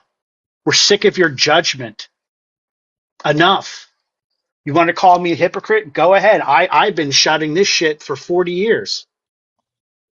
This is fucking ridiculous. No more. We are not going to hold space for MAGA. We are not going to reach across the aisle. We are not going to accept Christian fundamentalism because you are all on the wrong side of history and you have some kind of a sickness that needs to be addressed. I don't know what it is because I'm not a clinician. But the fact that you cannot see how the people that you claim to agree in faith are indeed hateful and cruel. I'm sorry, but Jesus was born a Jew and died a Jew and was put to death because he was a Jew. And I'm fairly certain the things that he is attributed to have said decades after his death, which is when those things were written, by the way, I want you to show me where Jesus said anything about hating people or idol worship like you do Trump and your evangelical prosperity pastors. Why do these evangelical prosperity pastors have jets and multi-million-dollar homes, right? Why is Joel Osteen still allowed to be in business? Why is he not being taxed as a business entity? He's a business. He's not a church, but we keep allowing it to happen for the same reason we keep allowing employers to employ people who are migrant workers who have a license or a permit, whatever it is in your state, to come here and work. And they get to continually take advantage of them. Why? Because cruelty is the point. Because since the 1980s, the GOP, now MAGA, has decided that money is more important than human rights. Think about that. If you are a Christian and you are not calling out your pastor or other pastors, because I am sure there are some that don't do this, right? But Dan McClellan is the best example of a religious scholar on this app that calls them out. Are you going to say that Dan McClellan, a respected biblical scholar who is published, is not right? Because a lot of the things I've been educated on come from Dan, right? He is so against this. And by the way, Dan is a Mormon, and he tells people that he's a Mormon. But he also doesn't believe that the New Testament is supposed to be weaponized against God's children, right?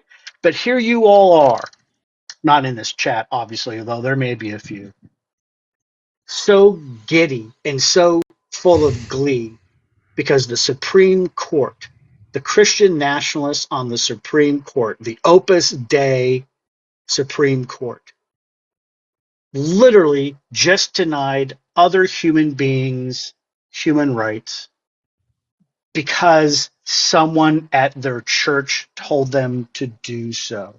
I don't believe that they believe in half of what they say they believe. But I do believe that they like the money. We know Clarence Thomas and his wife like taking trips. Turns out Sam Alito did too, right? We're going after the wrong people. We should be going after the 1% to make sure that they pay their share of taxes. We should be going against Christian organizations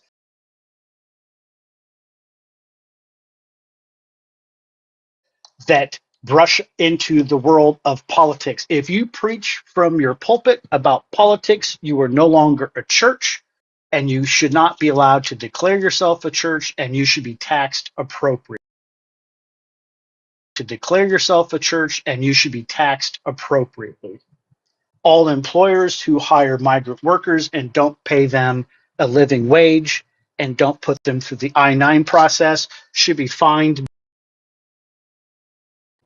To hate people for being who they are and wanting them to be addressed in a manner they wish to be addressed. Imagine the level of disconnect in a human brain not to understand that the most simplest form of respect is addressing another human being in a manner they wish to be addressed, right? I'm going to give you a stupid example. I super dislike when people call me Tony.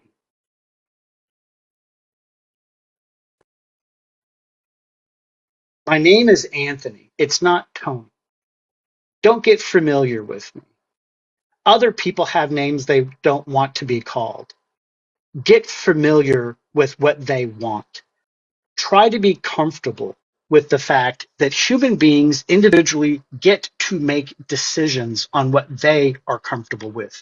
You do not get to continue to interject your Christo-fascism because you think Jesus, again, born and died and put to death for being a Jew, said so.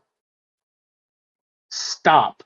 Stop, stop, stop. What we need to get back to is more calling people out, and that especially means calling people out who are so-called progressives, because you hate equally. And this is fucking ridiculous. Leftists. Yep. Leftists, you mean. right? Yeah. Well, or though they will assume the mantle of progressive, right? Like whoever that person was that was telling me I wasn't informed, but yet that person wasn't brave enough to come up here and confront and possibly teach me how how I'm wrong. Steve knows this, and anybody absolutely. in this Yep. chat knows this. Absolutely. If you want to call me out, come up here and call me out. Because you know what? I'm an adult. I will sit, I will critically think, I will listen, and if I am wrong, I admit it because I'm an adult.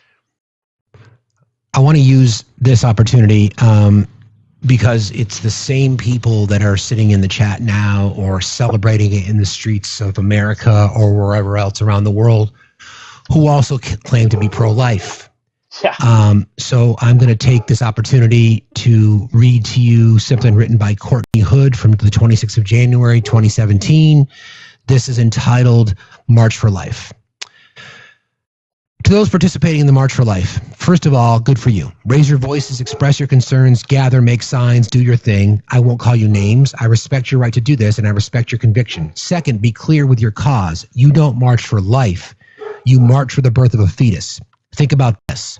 At what age does this life stop mattering to you? When it's in the womb, you cry for it, you fight for it, you empathize with it, and you march for it. When it becomes 1 month old, you hope the mother supports it, feeds it, and nurtures it. However, you don't support the mother in this endeavor. You think she should work hard, pull herself up by the bootstraps, and get by on her $7.25 per hour minimum wage job. You vote for those who block legislation to protect its mother from violence, from making the same wage as men, from getting basic health care, from getting food stamps, and support to care for it. When it becomes 6 years old, you hope there's a public school around to teach it. Nevertheless, you vote for those who don't want to fund public schools. You vote for those who believe our schools are flushed with cash, yet somehow failing. The wealthier kids that live by it are able to go to different schools, but this fetus is stuck in an overcrowded and underfunded public school, so it falls behind in reading and math. You feel bad for it, but you don't march for it. You mostly blame its single mother for not doing more to be involved in its schooling. She should do homework with it. She should read to it more. Maybe she should get it a tutor. Nonetheless, she works 2 jobs, but she's barely getting by. Now it's 14 years old. It just had its first experience with a boy. It's not sure if it was safe with this boy and thinks it needs to go see a doctor. However, it's scared. It's embarrassed and doesn't want to get in trouble with mom. Therefore, it looks for a Planned Parenthood in its area. But they've all been shut down, but you feel no sympathy for it anymore. Now it's a slut to you.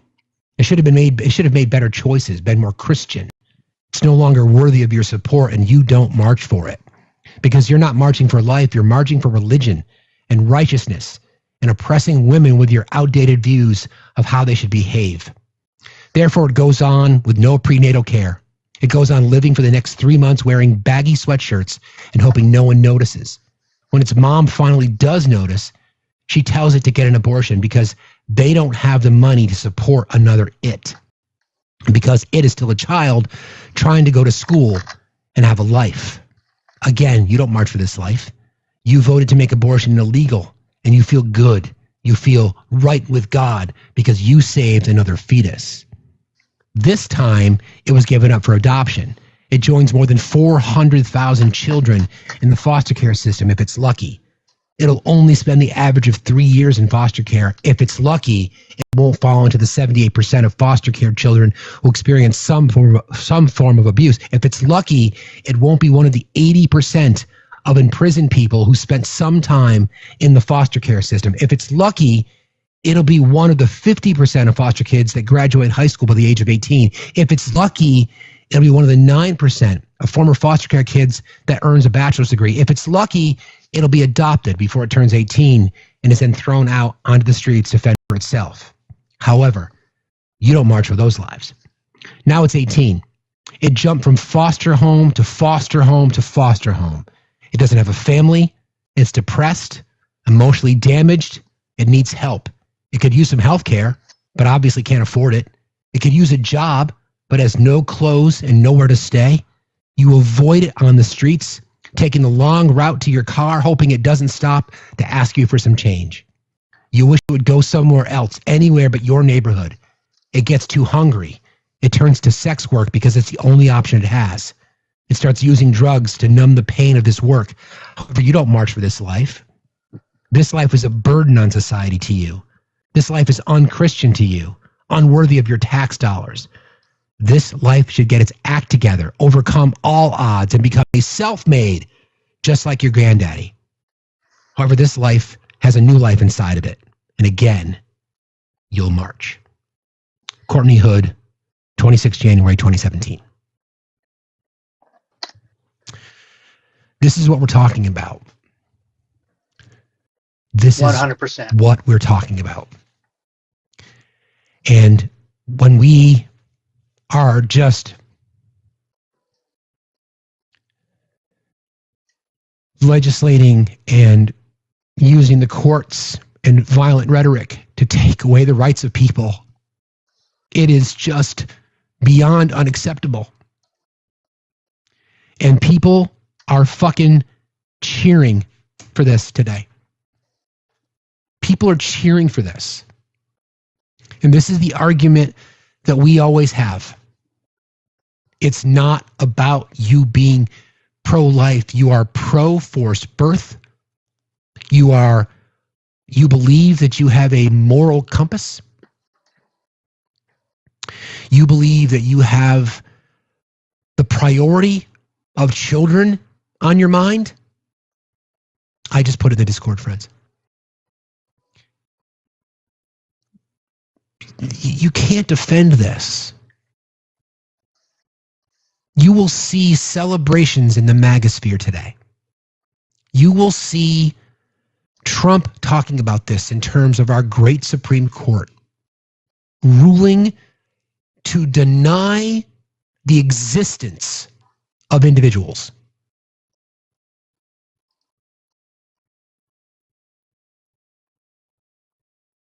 I don't even know what to say.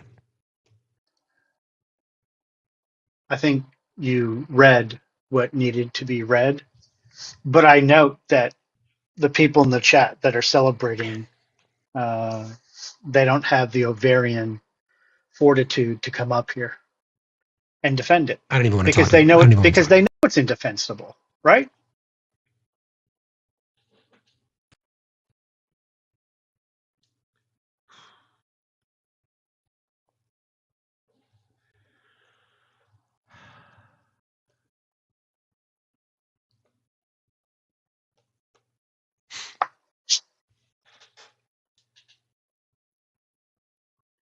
But they got their way, Steve, so they're happy. They got what they wanted. To hell with everybody else. Who cares? We won. We voted for this. My pocketbook. You can find, yeah, you can. The person's name is Courtney Hood. If you just search for March for Life or Pro-Life Voices, you'll find it. We've pinned it in our Discord. And if folks have access to it, another reason to join the Discord. Everything that we talk about in these spaces, in this space in particular every day, you know, I am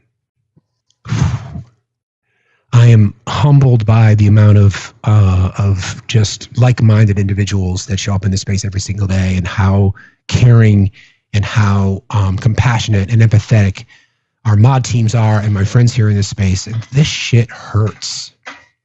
It just hurts. I don't know how else to describe it other than, like I said earlier, people just want to be left alone to live their lives. We care. Those of us that are radical on the left, we care more about your kids than you do. We care more about your future and your children's future than you do. We care more about your job than you do. We care more about your health care than you do. We care more about your livelihood than you do. All people in marginalized communities are asking for is to be recognized and left the fuck alone. And that's not enough for you, because you have been conditioned by the good book and by right-wing voices to say that trans kids are the threat because they just want to be who they are. Women are so fucking radical that they want health care and control of their own body. Like, we can no longer speak of this in terms of what America is becoming. It's what America is. This is what our country is. And there's a lot of people to blame. There's a lot of people to blame. Obviously, the Christian right at the front and center. But it's also people who just decided they're not going to participate in democracy. They're going to let this shit happen. Entitled, arrogant leftists. You know how I feel about you. It's not the same people who clamor for leave me alone. I don't want the government in my business. And the government's never been in your business because most of you are entitled fucking white men who've been told suddenly that you're a victim. And you are cheering today because the United States Supreme Court said, in our country, people shouldn't exist.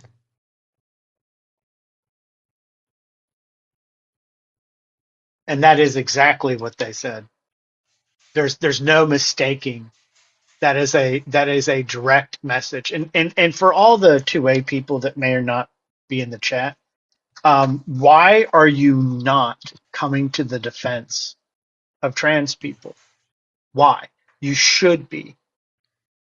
You shouldn't support this decision. You should be arguing in favor of individual rights and that the government doesn't get to dictate your individual right. If you believe an individual has a right to a pew-pew, then an individual has a right to be themselves. There's no difference. And yet you remain silent. Where were all of the 2A people defending the right of legal immigrants in this country? Where were you, right? We know what it's about. You're not about individual rights at all. Not at all. You're only about you, right? It's like the people that come up and be like, oh, eggs are cheaper now. They hatched and they grew, and now egg producers are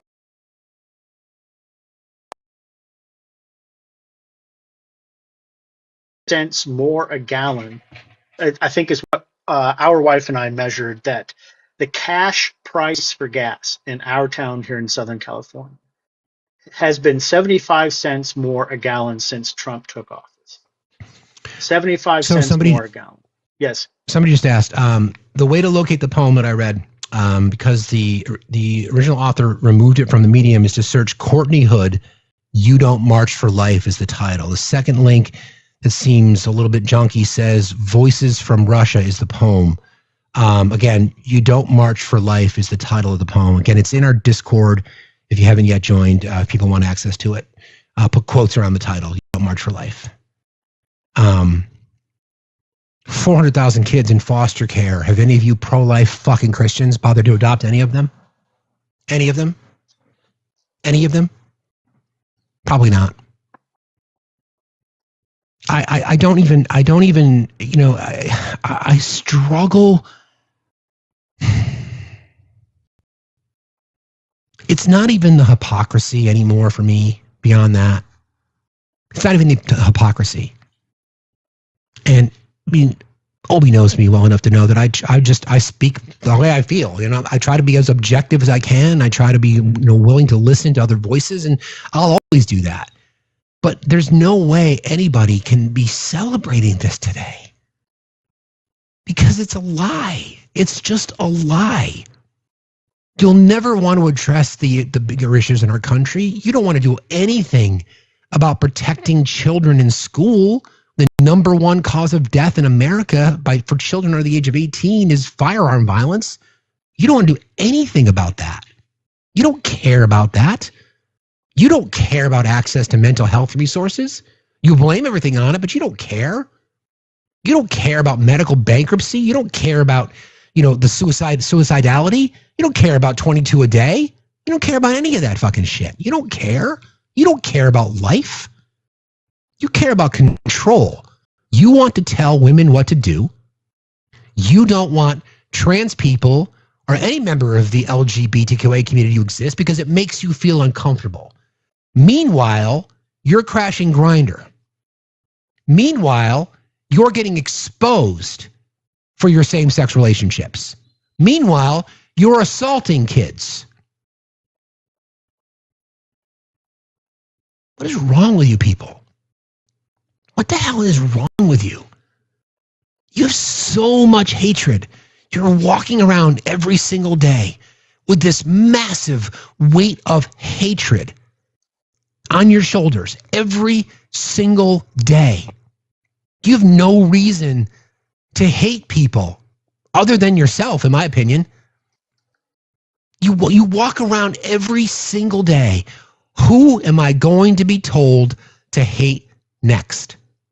I have no idea what the numbers are of trans people in our community, but I guess I have to hate them too. Cool. The President of the United States, in his bullshit fucking diatribe that he sent out, that I read to you guys earlier, said this, and you guys are cheering for it. You're celebrating it. You're happy about it. In this statement, this is what he had to say. And I think it's important to read it again because this is where we fall. Man, oh man, it fucking drives me crazy. Where is it? Okay.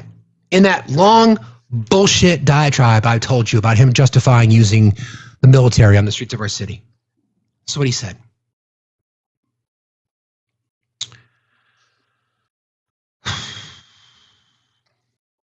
These radical left Democrats are sick of mind, hate our country, and actually want to destroy our inner cities, and they're doing a good job of it. There is something wrong with them. That is why they believe in open borders, transgender for everybody, and men playing in women's sports. You pathetic, cowardice, weak, hypocritical individuals are cheering that fucking shit on. You're cheering for it. You're cheering for it. And you lost your fucking minds because you were encouraged to wear a paper mask. The fuck is wrong with you people? You don't give a shit about life. You don't fucking care. You same arrogant fucks who don't give a shit about life also cheer on capital punishment. I don't. I've never been a fan of the death penalty. Never will. It doesn't work, and it costs too much money. The radical leftists, the radical commies, the progressives, we care more about life than you do. And it's not even close. Not even close. I care more about your 15-year-old daughter who, God forbid, gets raped by her boyfriend. I support her in her quest for reproductive health care more than you do. I care more about your gay son who's so afraid to come out because he's going to be shunned by his family and kicked out of his home.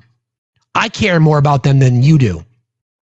I care more about your child struggling with gender confirmation and their gender identity. I care more about them than you do. I care more about, my door would be open for them in a second if they came knocking. They'd have to navigate through Kipper, but I'm sure he'd be happy that they were here. I care more about them than you do. And you don't have an argument against it because we can prove it by the way in which you vote.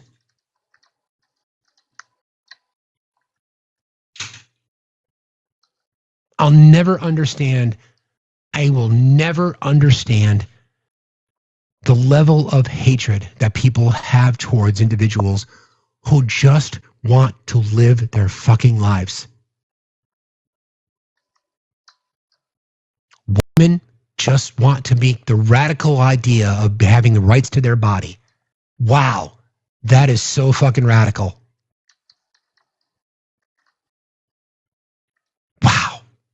members of the LGBTQIA community just want to be able to be who they are, love who they love, and left the fuck alone.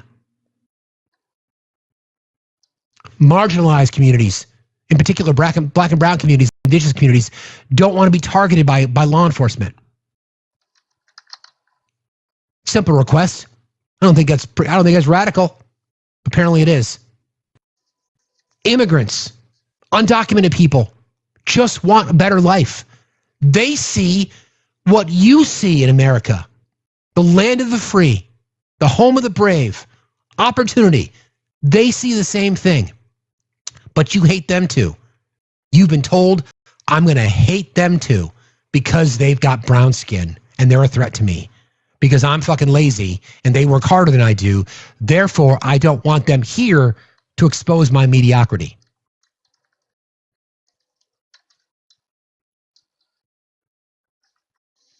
What the hell is wrong with you people? What the hell is wrong with you? How can you cheer this on? How can you celebrate this shit? Never before in our nation's history have we legislated rights away from people. And we're doing it now. We are taking rights away from people. We are telling people in our society that you existed yesterday, but we don't want you to exist today. We're taking away people's fucking rights to exist.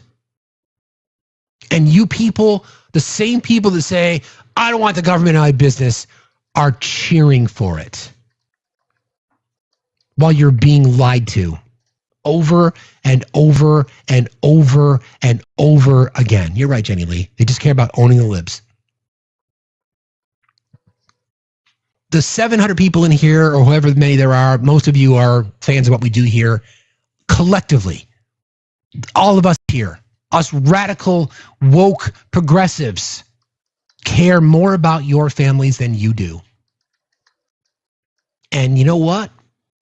You show us every single day. I've had conversations with people that admitted that if their child came out to them, they would kick them out of the house.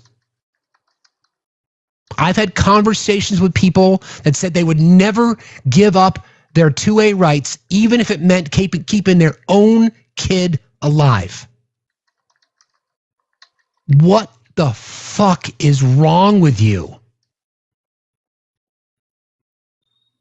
What the fuck is wrong with you? You are celebrating this. You're cheering this on. You are dancing in the streets that the Supreme Court said, yeah, we don't care about trans kids. Don't give a shit. You don't care about veterans. They don't care about anybody. That's what this said. This literally said that we don't care about anybody unless they fit our narrative. Because this goes beyond, because this has now opened the door for state-led GOP governments to go after every single one that they don't like, right? And I'm going to give you an example. They're trying to deny rights to anyone at the VA who's not married, who's not Christian, who doesn't fit their fucking narrative. And if you don't think that's true, you haven't been paying attention and you haven't been reading. Because the gateway that they are literally destroying the trans community for is to get after single people next. Because they all believe you should be married and pumping out kids because there aren't enough people for the workforce. What that really means is there are not enough white people for the workforce. That's what this is all about. This is beyond sickening. And we can ask all day long, what the fuck is wrong with you? Their inability to critically think tells us that we're never going to get an answer. Because they cannot defend the indefensible. They don't have a clear argument for anything they believe in, because every time you've had them come up in this box in almost the 3 years that we've been friends, I have not one time heard them be able to articulate something that isn't about hate or othering people. That's what this is about. It's about othering people, and it's about hate. And all of this stems from Ronald Reagan and the acceptance of evangelicals and the prosperity gospel needing to be front and center of the United States government because they have wanted Christianity to be the only acceptable religion. That's what this is about. Ironically, the vast majority of people coming from the southern border are Christian, but you don't care about them because they have brown skin. It's interesting, right? No matter how we slice this, no matter how we look at this, it's beyond indefensible. It can't be argued because it's so indefensible. There's no position you can take. You could Charlie Kirk it, right? You could Charlie Kirk it. You could Ben Shapiro it, right? But you can't defend it as an individual because you don't even know what it is that you are defending. People still can't find that poem. I'm also looking. It is very difficult to find, I must say. Yeah, so I think the easiest way, friends, like I said, mods, can we put the link in the chat? Maybe that will help. People can capture the link. That might help. Again, it's in the Discord. Hood poem? Courtney Hood, yeah. So Voices from Russia, that's what it's categorized under. Pro-life, the URL. I've got the URL. We can maybe populate that in the chat. I'm sorry, guys. I have it bookmarked, so I won't go anywhere. It's on TikTok, too, I think. Somebody posted it, or maybe it's because I read it on TikTok. You found it? Did you find it? Listen, I mean, I've tried to frame this entire debate in a different way, just to say, imagine if the shoe were on the other foot, right? So we know we'll use the Second Amendment as an example because it seems to be the thing that is the most passionate for some strange fucking reason. Imagine if the Supreme Court ruled that firearms were no longer allowed in America. You would be losing your fucking shit. You would have lost your shit. Found it. It's on World Press. That's where it originated from. So if you go to World Press, Sunday, February 5th, 2017, if you look for World Press Voices from Russia, Sunday, February 5th, 2017, you'll find it. Okay. Sorry. I had to. It's okay. No, that's fine. I just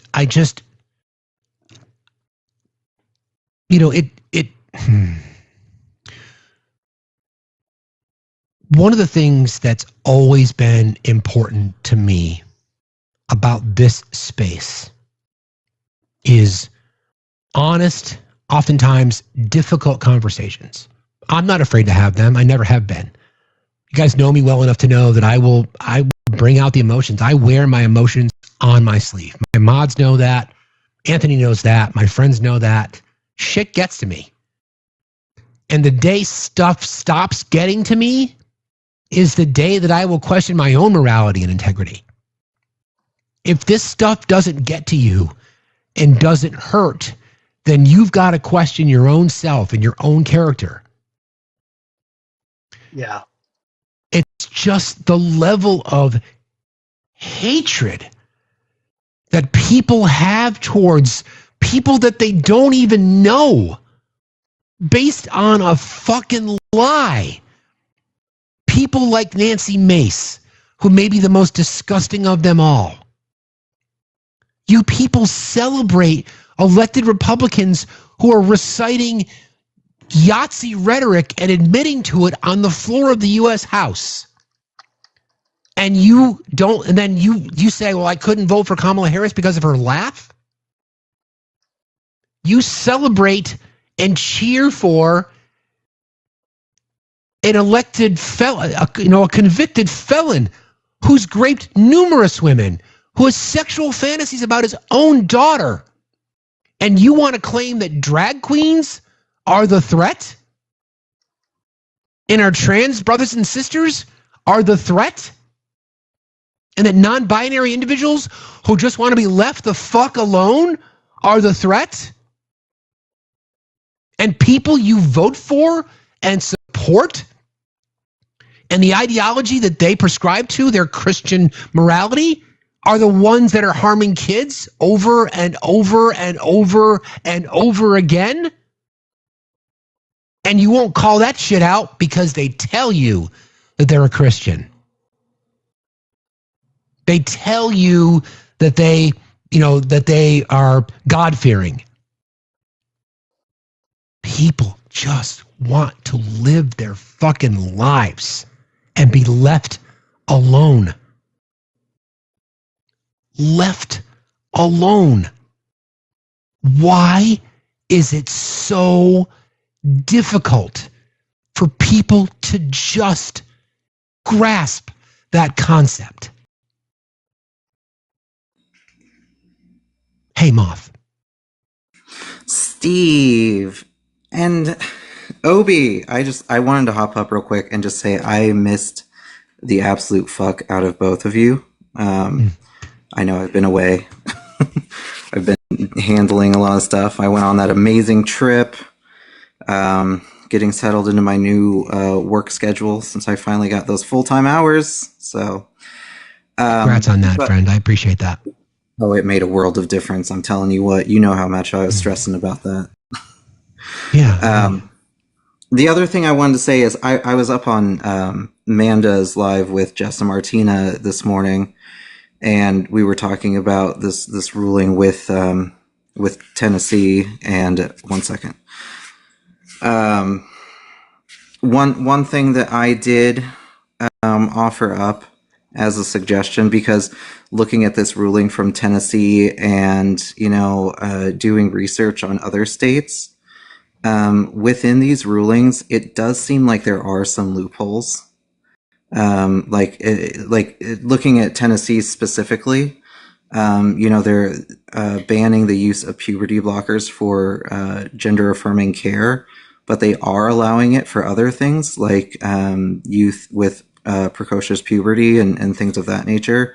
It does seem like there's some loopholes that you can work with.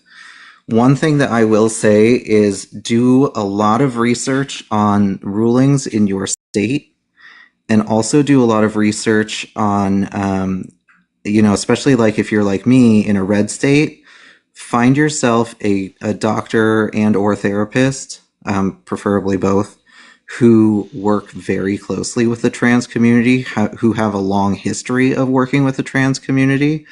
A lot of times these types of professionals are up to date on these kinds of rulings and things of that nature, and they will be willing to work within those loopholes to get you the care that you need.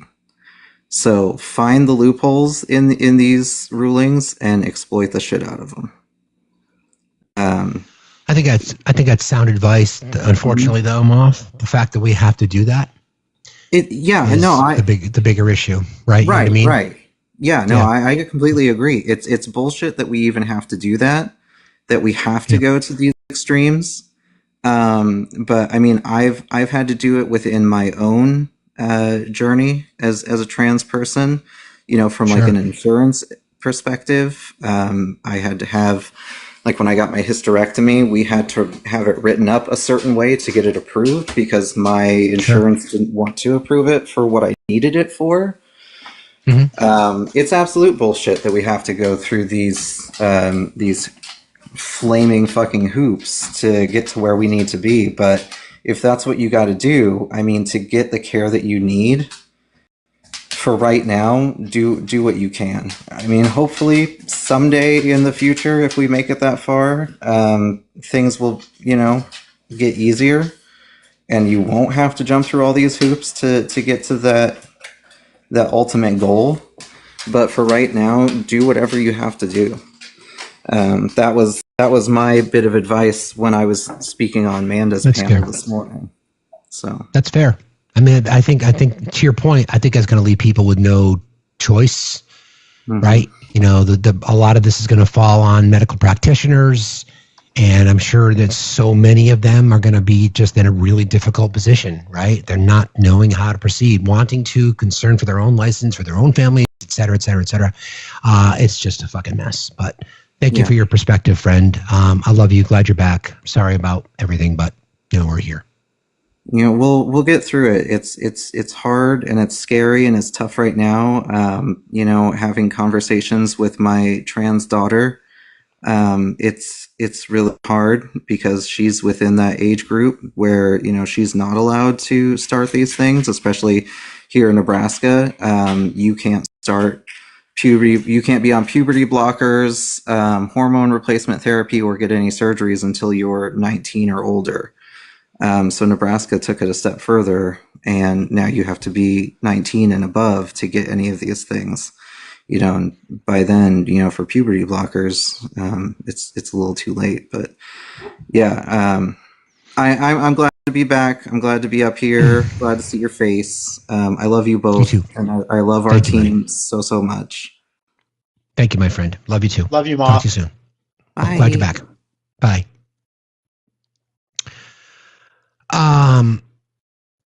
I need to wrap because I'm just angry. I hear you, brother.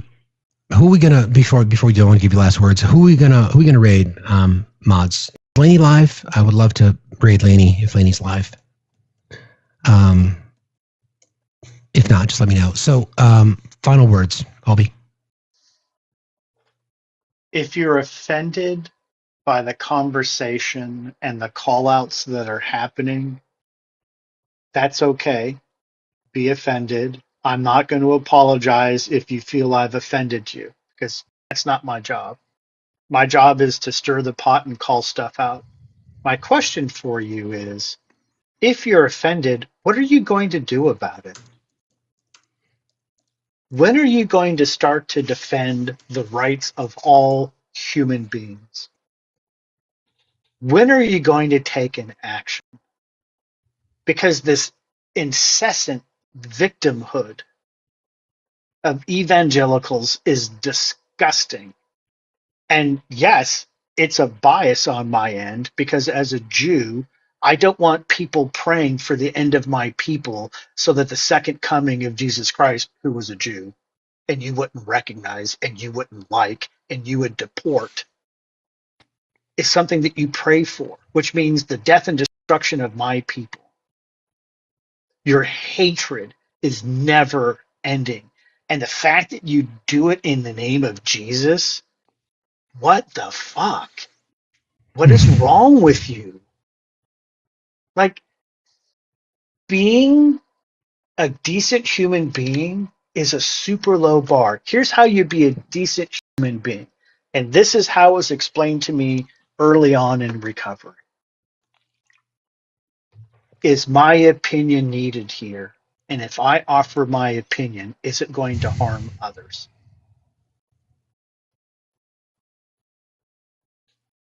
Mind your fucking business. You shouldn't care what other people do, say, or think, not only about you, but how they want to live their life. It is none of your business. Nowhere in the Constitution does it say we get to be busybodies. Nowhere. But yet, religious people are all up in everyone's business while claiming to have some mantle of morality. It is absolutely amazing what this court ruling has done today. I can't begin to imagine the pain that it's going to cause and that it is causing. But what's worse is the fact that there are supposed patriots and American citizens celebrating the level of cruelty. You all need to get the fuck over yourselves. And if you can't stand the heat, come up in the box and call us out next time. Feel free. Steve will take it. I've said some things that I think Steve did wrong, and Steve has called me to the carpet. Not only has he called me to the carpet privately, but he's done it on the fucking live to hold me accountable. Because that's what true friends do. That's what adults do. I don't want to talk about being an accomplice or fucking whatever the new buzzword is. I just want to try to be the best version of myself by minding my own business, but also supporting people who need our support, right? We should be willing to stand up for trans rights. Why? Because it doesn't impact my life, but it makes my life better because other people get to be treated the same way I'm treated. Nobody pays attention to fucking me. Well, except for our wife, but that's a different story, right? So if no one's paying attention to me and no one's paying attention to Steve, although people should financially contribute more to Steve, even though he won't ask for it, why are we so hyper-focused on 1% of the population? Why? What did they do to you? Did they beat you up in grade school? Did they steal your milk money? I don't even know if they have milk money anymore. I just really outed myself as a fucking old dude. But like, what is chocolate milk on Fridays? Oh, fuck! I'm gonna have some Ovaltine after this. What is it that their existence does to you? Exactly. Thank you, my dude. I appreciate you. I love you, buddy. I love you so very much. Peace. See ya. Listen, we're gonna first of all, we're gonna rate our friend Chris. You know, Chris, startup Chris VC. You know, Chris. Please rate him and go tell him we said hello. Chris is out there doing the work too. Like I said, start the show. We're taking tomorrow off so that we can so that BIPOC voices can be heard. Tomorrow is Juneteenth. We are not going to do our show tomorrow, so I would encourage people to look for BIPOC creators and just sit in their live and just listen. Just listen. Just pay attention. I can't.